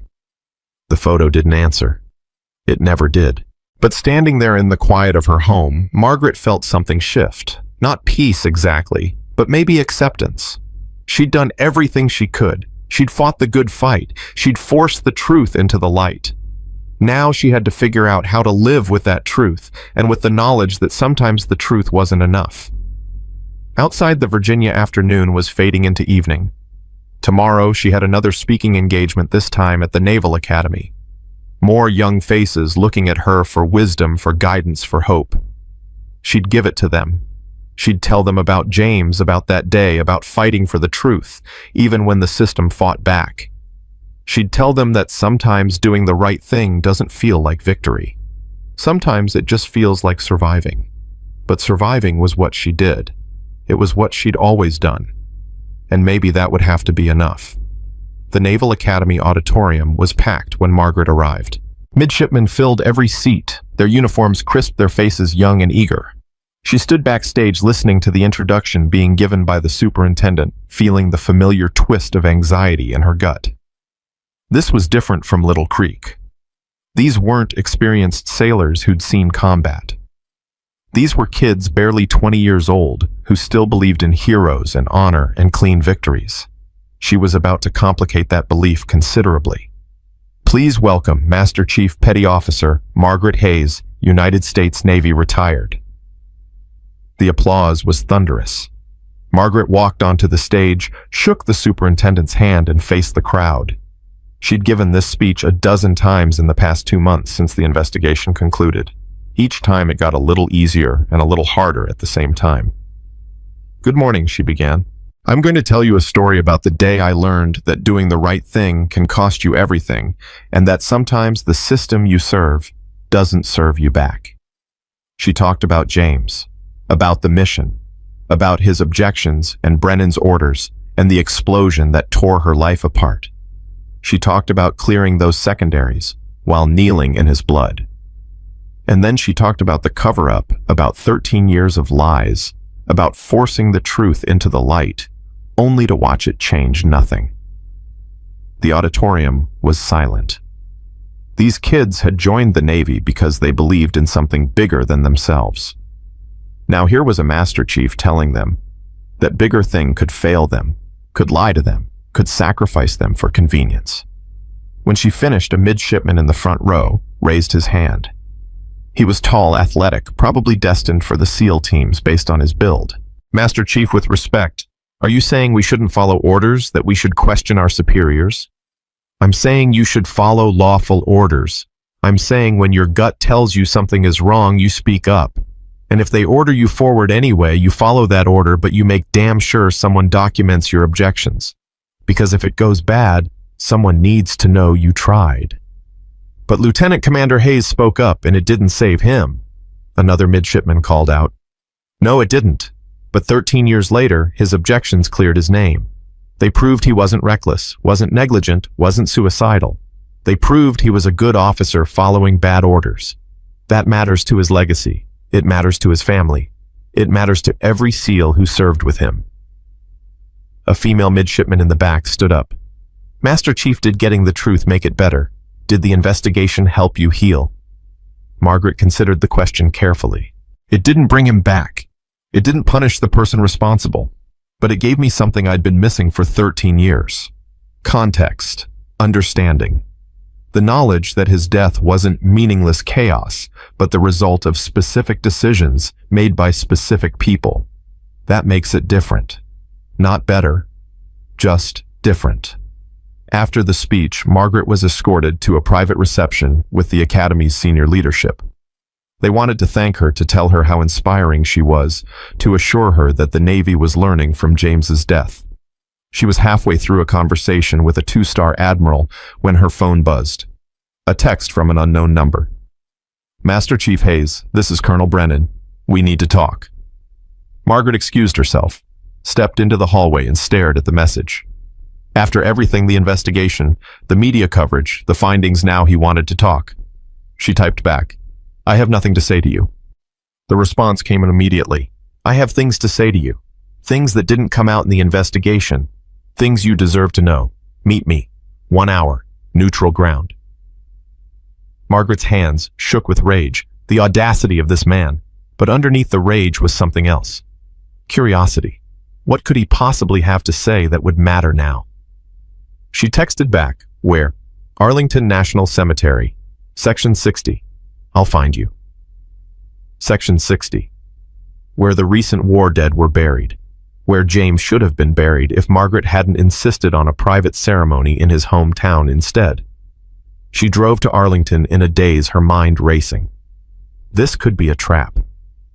Brennan could be recording her, looking for something to use against her in his appeals. But something in his message felt genuine, desperate even.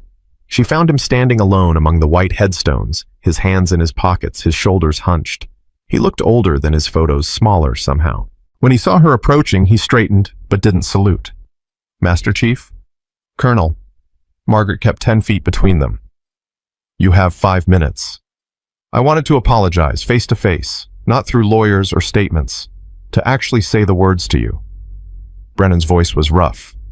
I'm sorry. I'm sorry I gave that order. I'm sorry your husband died because of my decision, and I'm sorry I covered it up afterward. You think an apology fixes this? No, nothing fixes this, but you deserve to hear it anyway. Brennan looked at the headstones around them. I've been coming here every week since the investigation started, walking through these graves, reading the names, doing the math on how many of them died because of orders I gave, orders other colonels gave, orders that made sense in an operations center but were death sentences in the field. Spare me the sob story. It's not a sob story, it's a confession. Brennan turned to face her fully. The truth is worse than what came out in the investigation. The truth is, I knew James was right. I knew that convoy should have stopped. I knew the intelligence wasn't solid enough to risk pushing forward.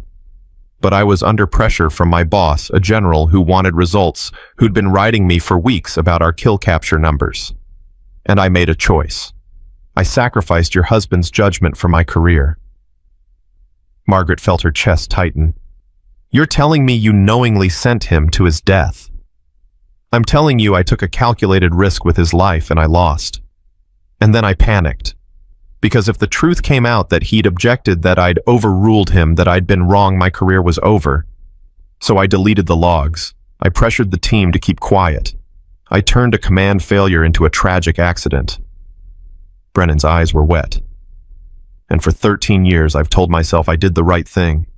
That protecting the institution mattered more than honoring one man. That the mission justified the lies. And now, Now I've watched my own son go through OCS. He's 23, same age James was when he got his trident. And all I can think about is what if some colonel makes the same choice with my son that I made with your husband? What if someone decides my kid's life is worth less than their metrics? Margaret laughed a bitter sound. So you had to have a son to develop a conscience. Maybe. Or maybe I just finally ran out of ways to lie to myself. Brennan pulled an envelope from his pocket. This is my formal resignation from the Navy. I'm not waiting for the administrative board. I'm not fighting the pension reduction. I'm walking away because I don't deserve to wear this uniform anymore. He held out the envelope. Margaret didn't take it. You think resigning makes you noble. You think I care if you keep your pension. I think it's the only thing I can do that matters. I can't bring James back. I can't undo the lies. But I can stop pretending I deserve to be here. Brennan set the envelope on a nearby headstone. There's something else. The general who was pressuring me for results. General Morrison. He's still active duty, still making the same kind of decisions. I've been documenting his pattern for months. Every questionable call, every time he prioritized metrics over safety. It's all in here. He pulled out a thick folder, set it next to the envelope. This is my real apology. Proof that the problem wasn't just me. That the culture that killed your husband is still alive and making the same mistakes. Do with it whatever you want. Give it to NCIS. Give it to the press. Burn it. I don't care. But if you want to actually change something, if you want James's death to mean something bigger than one colonel's career ending, this is how you do it. Margaret stared at the folder. Why should I trust you? Why should I believe any of this isn't just another manipulation? Because I'm done, Master Chief. I'm burned out. I'm done lying, done covering up, done pretending the system works when it clearly doesn't. You broke me. The investigation broke me. Seeing my son in uniform broke me. I've got nothing left to protect except maybe my soul, and that's already pretty goddamn compromised. He started to walk away, then stopped. One more thing. That day after the blast, James's last transmission before he died. It wasn't in the radio logs we submitted, but I heard it. I was listening when he said it. Margaret's heart stopped. What did he say? He said, "Tell Rachel I'm sorry. Tell her I tried." Then nothing. Brennan's voice cracked completely. Those were his last words, and I deleted them because they made it too clear that he knew. That he'd known all along it was a trap. Margaret couldn't breathe. The world tilted. "I'm sorry," Brennan whispered. "I'm sorry I took those words from you. I'm sorry I took everything from you." He walked away through the headstones, leaving Margaret alone with the envelope and the folder and the knowledge of James's final words. "Tell Rachel I'm sorry. Tell her I tried." She collapsed onto the grass, the folder pressed against her chest, and wept. Not the quiet, controlled crying she'd done at funerals and memorials. Raw, gasping sobs that tore through her chest. James had been thinking of her. In his last moment, knowing he was about to die, he'd tried to send her a message. And Brennan had stolen it. She didn't know how long she sat there. Long enough that the sun moved, long enough that a groundskeeper approached and asked if she was okay. She waved him away, pulled herself together, picked up the folder and the envelope. She drove straight to NCIS headquarters. Special Agent Torres was still in her office despite it being past 7 in the evening. "Master Chief, what's wrong?" Margaret dumped the folder on Torres's desk. "Brennan just gave me this. Says it's documentation of a pattern of negligence going up the chain. Says General Morrison is still making the same calls that got James killed." Torres opened the folder, started reading. Her eyes widened. "Holy shit, this is damning. Dates, missions, decisions, outcomes. He's been keeping receipts. He also told me something else." Margaret's voice was barely a whisper. "James's last transmission, the one that didn't make it into the official logs. He said, 'Tell Rachel I'm sorry, tell her I tried.'" Torres set down the papers, her expression stricken. "Master Chief, I need you to verify it. I need to know if Brennan is telling the truth or if this is just another manipulation. I'll check every archive, every backup, every system we have access to. If that transmission exists anywhere, I'll find it." Torres paused. "But Master Chief, even if it's true, even if we find it, that doesn't change the outcome. Brennan is already done. The investigation is closed. This isn't about Brennan anymore. This is about Morrison. This is about making sure it doesn't happen again. Margaret stood. Can you open a new investigation based on this? That's above my pay grade, but I can brief my supervisors. I can make sure the right people see this. Torres looked at the folder again. This could go all the way to Congress, you know. Once this is out there, it's going to explode. General Morrison has friends, powerful friends. They're going to come after you hard. Let them come. I've survived worse. The investigation into General Morrison began quietly. NCIS brought in more agents, started pulling records, interviewing officers who'd served under him. Margaret was interviewed again, this time as a witness rather than a victim. But word leaked. It always did. Within a week, military blogs were reporting that a new investigation had been opened into operational decision-making in Afghanistan. Within 2 weeks, Morrison's name was attached to the stories. Within 3 weeks, Margaret's name was everywhere again. This time, the backlash was immediate and vicious. Op-eds appeared defending Morrison, calling Margaret a bitter widow on a vendetta. Anonymous sources claimed she was mentally unstable, that she was exploiting her husband's death for attention. Social media filled with veterans attacking her, defending the chain of command, insisting she was destroying morale and undermining good order. Commander Vance called her one evening. Master Chief, I need to warn you. There's a coordinated campaign being organized against you. Former officers loyal to Morrison. They're planning to discredit you publicly. Let them try. They're digging into your medical records, your PTSD diagnosis, your therapy sessions. They're going to claim you're unreliable, that your mental health issues make you an unreliable witness. Margaret felt ice in her veins. Her medical records were supposed to be private. How are they accessing sealed records? I don't know, but they have them. I've seen excerpts circulating on back channels. Vance's voice was tight with anger. This is scorched earth, Master Chief. They're going to destroy you if they can. Then I'll fight back. With what, you're a retired Master Chief going up against a 3-star general and his entire network of cronies. They have resources you can't imagine. Margaret looked at her wrist, at the faded trident. I have the truth, and I have James's memory. That's enough. But it wasn't enough. The attacks intensified. A retired colonel published a book defending Morrison and painting Margaret as an unstable widow who'd latched onto conspiracy theories. A news network ran a segment questioning her credibility. Veterans groups that had once honored her now distanced themselves. Brooks called her one night, his voice shaking. Master Chief, I just saw what they're doing to you. It's wrong. It's completely wrong. What can I do? How can I help? You can keep your head down and focus on being a good sailor, Margaret said tiredly. This isn't your fight. You fought for me when you didn't have to. Let me fight for you. Brooks, these people will destroy your career if you get involved. They'll paint you as another malcontent, another troublemaker. Stay out of it. No. His voice was firm now. With respect, Master Chief, no. You taught me that doing the right thing means standing up even when it costs you something. Well, this is my chance to prove I learned that lesson. 2 days later, Brooks published an open letter on social media. He described the incident at the gate, his shame Margaret's grace. He talked about her speech at Little Creek, about watching her refuse to back down from powerful people who wanted her silent. He ended with a simple declaration. Master Chief Hayes is the most honorable person I've ever met. If you're attacking her, you're attacking everything this Navy is supposed to stand for. The letter went viral. Other young sailors started sharing their own stories of meeting Margaret, of being inspired by her. Female service members flooded social media with support.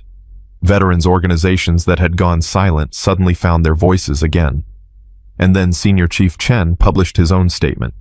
He described serving with James, described Margaret's actions that day in Afghanistan, described watching her fight for 13 years to honor her husband's memory. He named names, called out the officers who were trying to destroy her, challenged them to meet her face to face if they had the courage. The tide began to turn, but the damage was done. Margaret's home address was leaked online. She started getting death threats. Someone spray-painted "traitor" on her garage door. Her windows were egged. The local police increased patrols around her house but told her they couldn't arrest anyone without catching them in the act. She was loading groceries into her truck one afternoon when a man approached her in the parking lot. He was older, wearing a Vietnam veteran's cap. "You're that woman," he said. "The one trying to take down General Morrison." Margaret tensed, ready for confrontation. "I'm Margaret Hayes. My son served under Morrison. Afghanistan 2012. He died in an ambush that should never have happened. Morrison pushed them into a valley that every ground commander said was too dangerous. My son was 24. The man's eyes were wet. I've been waiting 15 years for someone to hold Morrison accountable. Thank you. Thank you for having the guts to do what no one else would." He shook her hand and walked away before Margaret could respond. She stood in the parking lot, groceries forgotten, and cried. Not from sadness this time, but from the weight of understanding that James wasn't Morrison's only victim. That there were other families, other sons and daughters and husbands and wives who died because someone in an operations center had made a bad call. This was bigger than her grief, bigger than her need for justice. This was about changing a system that ate its children and then lied about it. The NCIS investigation into Morrison took 8 months. When it concluded, the findings were sealed, but the outcome was public. Morrison was relieved of his command and retired pending further review. The report recommended systemic changes to operational oversight, mandatory documentation of commander objections, and regular audits of decision-making patterns. It wasn't enough. It would never be enough. But it was something. Margaret stood in her kitchen the day the news broke, reading the official statement from the Navy. Morrison was gone. Brennan was gone. The policies that had enabled them were being reformed. And James's name was now permanently associated with the push for accountability in military operations. Her phone rang. It was Admiral Kramer. "Master Chief, I wanted you to hear this from me first. Congress is holding hearings on military operational decision-making. They've requested you as a witness. It's voluntary, but they'd like you to testify about your experience." Margaret closed her eyes. More testimony. More reliving. More attacks from Morrison's allies. "When?" she asked. 3 weeks. Capitol Hill. Full Armed Services Committee. Kramer paused. "Master Chief, you've done enough. No one would blame you if you said no. You've fought harder and longer than anyone should have to." "What happens if I don't testify?" "They'll hold the hearings without you. They'll use your written statements. It'll still be effective. But your presence would be powerful. Your voice matters." Margaret looked at the photo of James on her wall. Looked at his smile, his confidence, his certainty that he was serving something greater than himself. "Tell them yes," she said. "I'll testify." "Are you sure?" "No, but I'm doing it anyway." 3 weeks later, Margaret sat at a table facing the House Armed Services Committee. Cameras surrounded her. Behind her sat Brooks and Chen and Commander Vance and dozens of other service members who'd come to support her. Across the aisle sat Morrison's lawyers and supporters, their faces hard and hostile. The chairman gavelled the hearing to order. "Master Chief Hayes, thank you for being here today. We know this hasn't been easy." "Nothing about the last 14 years has been easy, Congressman. Can you tell us in your own words what happened the day your husband died?" And Margaret did. She told them everything. The mission, the orders, the objections, the explosion, the cover-up, the investigation, the cost of forcing the truth into the light. She spoke for 2 hours. When she finished, the room was silent. Then a congressman from Virginia spoke up. "Master Chief, what do you want to come from these hearings? What's the end goal?" Margaret didn't hesitate. "I want to promise that no other widow has to fight for 13 years to learn the truth about how her husband died. I want commanders held accountable for bad decisions. I want the lives of our service members valued more than mission metrics. And I want my husband's death to mean something, to save someone, to change something, to matter." "It matters, Master Chief," the chairman said quietly. "I promise you it matters." The hearings lasted 3 days. When they concluded, Congress announced new legislation requiring independent review of combat deaths where commander objections had been documented. They announced increased protections for whistleblowers. They announced mandatory training for senior officers on operational ethics. James Hayes's name was attached to all of it.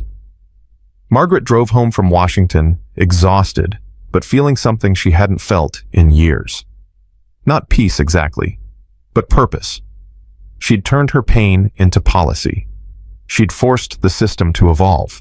She'd made sure James's death counted for something beyond grief and loss. When she got home, there was a package on her doorstep. No return address. Inside was a folded American flag and a note in handwriting she didn't recognize. My husband served under LTC Hayes. He's alive today because your fight changed how commanders think about risk. Thank you for saving my family. Margaret carried the flag inside, added it to the shrine beside James's photo. The collection was growing. Medals, citations, letters, flags.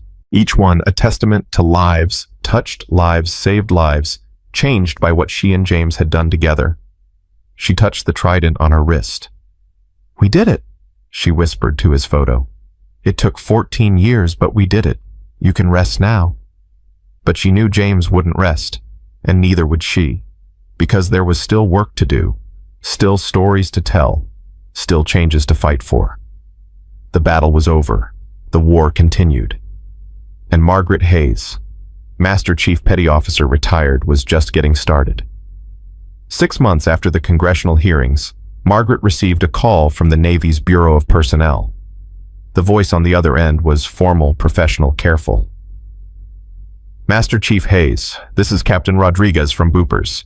We have a somewhat unusual request. The Secretary of the Navy would like to meet with you, in person, at the Pentagon." Margaret set down her coffee cup. "Why?" "He didn't share specifics with me, Master Chief. Only that it concerns the Hayes Memorial Act that Congress just passed. He wants to discuss implementation. The Hayes Memorial Act, named after James, requiring independent review of combat deaths, protecting whistleblowers, mandating commander objection documentation. It had passed with overwhelming bipartisan support 3 weeks ago. Margaret had watched the vote from her living room alone, crying into a glass of wine. "When does he want to meet?" "Next Tuesday, 1400 hours. I can arrange transportation if needed. I'll drive myself. Send me the details." After she hung up, Margaret sat at her kitchen table for a long time. The Secretary of the Navy didn't meet with retired Master Chiefs unless something significant was happening. She ran through possibilities in her mind, trying to anticipate what this could be about. An award. Recognition, or something else entirely. Her phone buzzed. A text from Commander Vance. "Heard about the SecNav meeting. Call me." Margaret dialed. "Margaret." Vance picked up on the first ring. "Master Chief, I have intel, unofficial but solid. The Secretary wants to offer you something. A position. Civilian advisor to Naval Special Warfare on operational ethics and accountability." Margaret felt her stomach drop. "I'm retired. I'm done with all of this." "Are you?" "Because from where I'm sitting, you've spent the last year fighting harder than most people on active duty. You forced 2 investigations testified before Congress and got legislation passed that's going to change how we operate. That doesn't sound like someone who's done." "Vance, I'm 56 years old. I'm tired. I've buried my husband, fought the Navy, and been dragged through the mud by people who should have known better. I just want to be left alone." "I understand. But Master Chief, think about what you could do from inside the system. You'd have direct access to Nisafdal's leadership. You'd be in the room when operational decisions are being made. You could be the voice that stops the next Brennan, the next Morrison." Margaret closed her eyes. "That's not fair. You're asking me to give up the one thing I've earned. Peace, distance, a life that's my own. I'm asking you to finish what you started. James's death meant something because you made it mean something. But legislation is just words on paper. Implementation is where it either lives or dies. You know that. I'll think about it. That's all I'm asking." Tuesday arrived too quickly. Margaret drove to the Pentagon in her truck wearing dress slacks and a blazer, the most formal civilian clothes she owned. She'd debated wearing her old service uniform but decided against it. She wasn't active duty anymore. She needed to remember that. Security processed her through multiple checkpoints. Each time she showed her retiree ID, the guards snapped to attention after reading it. Word had spread even here. Master Chief Hayes, the woman who'd taken on generals and won. Secretary Mitchell's office was on the E-ring, the outer corridor with windows overlooking the Potomac. His aide, a sharp-eyed Navy lieutenant, escorted her in. Secretary Mitchell stood when she entered. He was 52, a former submarine officer known for being direct and impatient with bureaucracy. He gestured to a chair across from his desk. Master Chief Hayes, thank you for coming. Mr. Secretary. Margaret sat, keeping her back straight, her hands folded in her lap. Mitchell didn't waste time. I'm going to be direct with you because I think you appreciate directness. The Hayes Memorial Act is the most significant reform to operational decision-making in 30 years, but it's also toothless without proper implementation and oversight.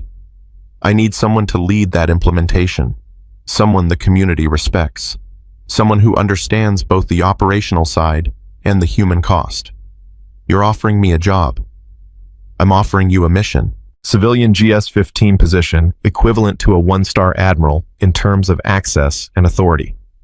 You'd report directly to me and the Chief of Naval Operations. Your mandate would be to ensure that every provision of the Hayes Act is implemented across all NISALVAL commands and eventually throughout the entire Navy. Margaret shook her head. Mr. Secretary, with respect, I'm not qualified for this. I was an EOD tech, not a policy expert. You're exactly qualified for this. You lived the failure of the old system. You fought to change it. You understand what's at stake in ways that no policy expert ever could. Mitchell leaned forward. Master Chief, I need someone who will walk into an operations center and ask the hard questions. Someone who will push back when commanders prioritize metrics over lives. Someone who has the moral authority to tell a captain or an admiral that they're wrong. That's you. And if I say no, then I'll find someone else. But they won't have your story. They won't have your credibility. And the implementation will be weaker because of it. Mitchell pulled out a folder, slid it across the desk. This is what we're up against. Resistance from officers who think the act is political correctness run amok. Pushback from commands that don't want civilian oversight. Bureaucratic foot-dragging designed to delay implementation until everyone forgets why we passed this law in the first place. Margaret opened the folder. Internal memos, emails, meeting notes. All documenting the subtle ways commands were already trying to undermine the Act's provisions. Her anger flared. They're sabotaging it. Not openly, but yes, essentially. Which is why I need you. You're not some Pentagon staffer they can ignore. You're Master Chief Margaret Hayes. You're the reason this law exists. When you walk into a room, they can't pretend not to understand what's at stake. Margaret closed the folder, looked Mitchell in the eye. If I do this, I do it my way. I do. No handlers, no scripts, no political considerations. I go where the problems are and I fix them regardless of whose feelings get hurt. Mitchell smiled. Master Chief, if I wanted someone diplomatic, I'd have hired a diplomat. I want someone who scares commanders into doing the right thing. You're perfect. I need to think about it. You have 48 hours. After that, I need to move forward with someone. Mitchell stood, extended his hand. Master Chief, your husband died serving his country. You've spent 14 years making sure that death meant something. This is your chance to finish that mission. Don't walk away now. Margaret shook his hand and left. She sat in her truck in the Pentagon parking lot for 20 minutes staring at the steering wheel before she called Vance. He offered me the job. And I'm terrified. What if I fail? What if I take this position and I can't actually change anything? What if James's legacy becomes a failed experiment in reform? Master Chief, you've already changed everything. The question is whether you want to keep changing it or let someone else take over. Someone else would probably be better at this. Bullshit. Vance's voice was sharp. Stop hiding behind false modesty. You know you're the right person for this. You're just scared. Of course I'm scared. This is huge. This is permanent. If I do this, I can't go back to my quiet life. I can't pretend to be retired anymore. Then don't pretend. Be what you actually are, a warrior who's still fighting just in a different battlefield. Margaret drove home in silence, her mind churning. That night, she did something she hadn't done in months. She pulled out the box from her closet, the one containing James's personal effects from Afghanistan. His watch, his wedding ring, his notebook where he'd kept tactical observations and personal thoughts. She opened the notebook, flipped through pages of mission notes and sketches until she found what she was looking for. A letter written in James's handwriting dated a week before he died. Rachel, if you're reading this, I'm gone. I'm writing this because something feels off about the next few missions. Command is pushing too hard too fast. I've raised concerns, but I'm getting overruled. If something happens, I need you to know I tried. I tried to keep everyone safe. I tried to do the right thing. But sometimes the right thing isn't enough against bad leadership. Promise me something. If I don't make it home, don't let my death be meaningless. Fight for the truth. Make them accountable. Be the person I know you are, stronger than all of them, braver than all of them, unwilling to accept lies for the sake of convenience. You're going to want to curl up and disappear. Don't. Fight. For me, for the guys, for everyone who comes after us. Fight until they have no choice but to change. I love you. Always. James. Margaret read the letter 3 times, tears streaming down her face. He'd known. He'd known what was coming, and he'd written her a mission order. Fight. Make them accountable. Don't let it be meaningless. She'd been following that order for 14 years without even realizing it. She picked up her phone and texted Secretary Mitchell, I accept the position. When do I start? The response came within minutes. Monday, 0800, welcome aboard, Master Chief. Margaret's first day at the Pentagon was chaos. She was given an office, a staff of 3 civilian analysts, and a mandate so broad it was almost paralyzing. Implement the Hayes Act across all Naval Special Warfare commands. Develop training curricula. Create oversight mechanisms. Establish reporting procedures. Build a culture of accountability. Her first meeting was with Admiral Kramer, who greeted her with a handshake and a wry smile. Master Chief, congratulations. You've just taken on the most difficult job in the Navy. I've defused bombs for a living admiral. How hard can this be? Bombs don't have egos and political connections. Admirals do. He wasn't wrong. Within her first week, Margaret encountered resistance at every level. Commanders who claimed the act was unworkable. Staff officers who slow-rolled her requests for information. Legal teams who found technicalities in every proposed policy. She responded by going directly to the commands. She showed up unannounced at Little Creek at Coronado at Pearl Harbor. She sat in operations centers and asked questions that made senior officers uncomfortable. She interviewed junior personnel who told her about missions that felt wrong, objections that were ignored, concerns that were dismissed. And she documented everything. 3 months into the job, she presented her first report to Secretary Mitchell. It was brutal. She'd identified 17 recent operations where commander objections had been overruled without proper documentation. She'd found 11 cases where operational decisions had prioritized mission success over operator safety.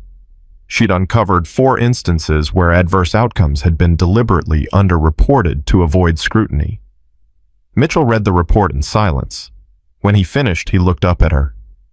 This is going to detonate like a grenade. Good. That's what grenades do.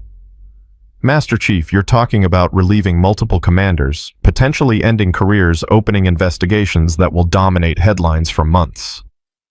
I'm talking about implementing the law that Congress passed, and you asked me to enforce. If that ends careers, those careers deserve to end. Mitchell leaned back in his chair. You don't do halfway, do you? I buried my husband because someone did halfway. I'm not interested in half measures anymore. The report triggered exactly the explosion Mitchell had predicted. 3 captains were relieved of command. 2 admirals received letters of reprimand. NCIS opened new investigations. The Navy Times ran front-page stories. And Margaret received death threats that were serious enough that the Pentagon assigned her security protection. But the resistance also galvanized support. Junior officers started reaching out to her office, directly reporting concerns about operations. Enlisted personnel began using the new reporting mechanisms she'd established. The culture was shifting slowly, painfully, but shifting. Brooks called her one evening. He'd been promoted to second-class petty officer assigned to a new command doing well. "Master Chief, I saw what you're doing at the Pentagon. The guys are talking about it. Some of them are scared you're going to come for them next.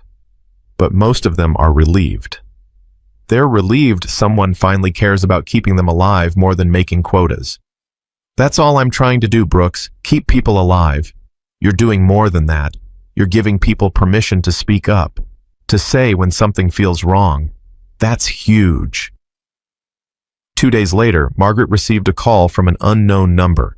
When she answered, the voice was young female, shaking with emotion. "Master Chief Hayes, my name is Lieutenant Jennifer Morrison. I'm stationed at Little Creek. I'm calling because I need help and I don't know where else to turn." Margaret sat up straight. "What's wrong, Lieutenant?" "My platoon commander is planning an operation that feels wrong, like really wrong. The intelligence is questionable, the timeline is compressed, and we're being pushed to execute without adequate prep. I've raised concerns and been told to shut up and follow orders. I'm terrified we're going to lose people, but I'm also terrified that if I push harder, my career is over." Margaret felt ice in her veins. This was it. The exact scenario the Hayes Act was designed to address. "Tell me everything. Start from the beginning and don't leave anything out." Lieutenant Morrison talked for 40 minutes. A planned raid on a compound in an unspecified location. She couldn't give details over an unsecured line based on intelligence that was weeks old. A compressed timeline driven by pressure from higher headquarters. A platoon commander who was dismissive of her tactical concerns. A command culture that prioritized mission execution over operational safety. It was James's mission all over again. "Lieutenant, I need you to formally document your objections. Use the reporting mechanism established under the Hayes Act. Submit it through your chain of command. Copy me on everything. They'll retaliate. You know they will. The act includes whistleblower protections. If they retaliate, we'll bury them. But you need to go on record. Right now your concerns are just a phone call. I need documentation. I'm scared. I know. So was my husband.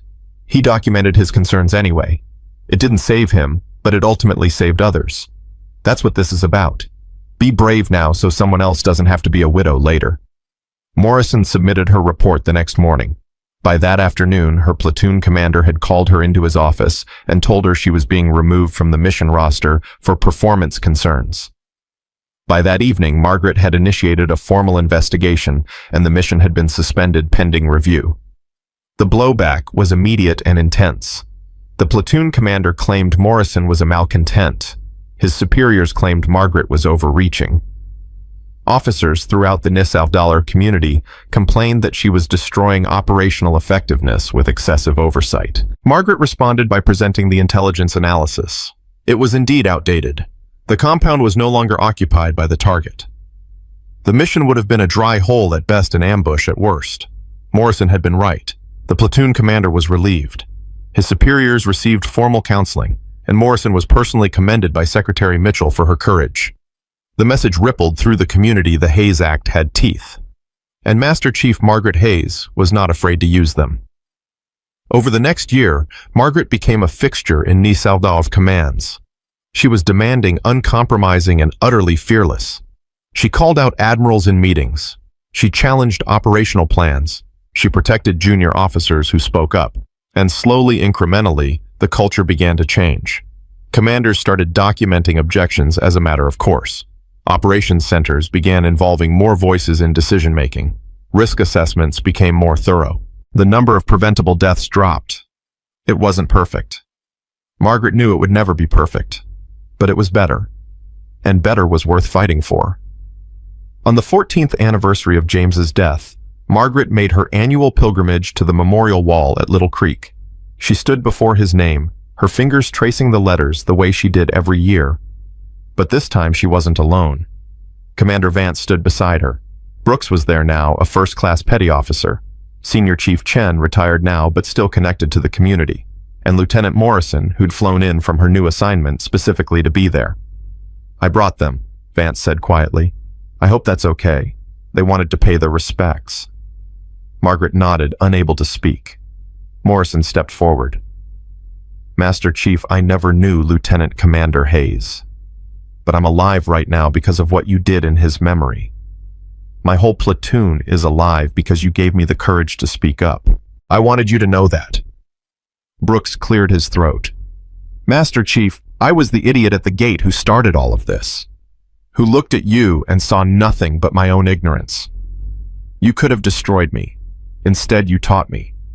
Everything I am as a sailor, I owe to that lesson. So I wanted to say thank you. To you and to Lieutenant Commander Hayes. Because whatever he was in life, his death became something that made me better." Chen placed a hand on Margaret's shoulder. "Reaper was my brother, my friend. He deserved better than the death he got. But you gave him something better than survival. You gave him a legacy. You made his death mean something so profound that it changed an entire institution.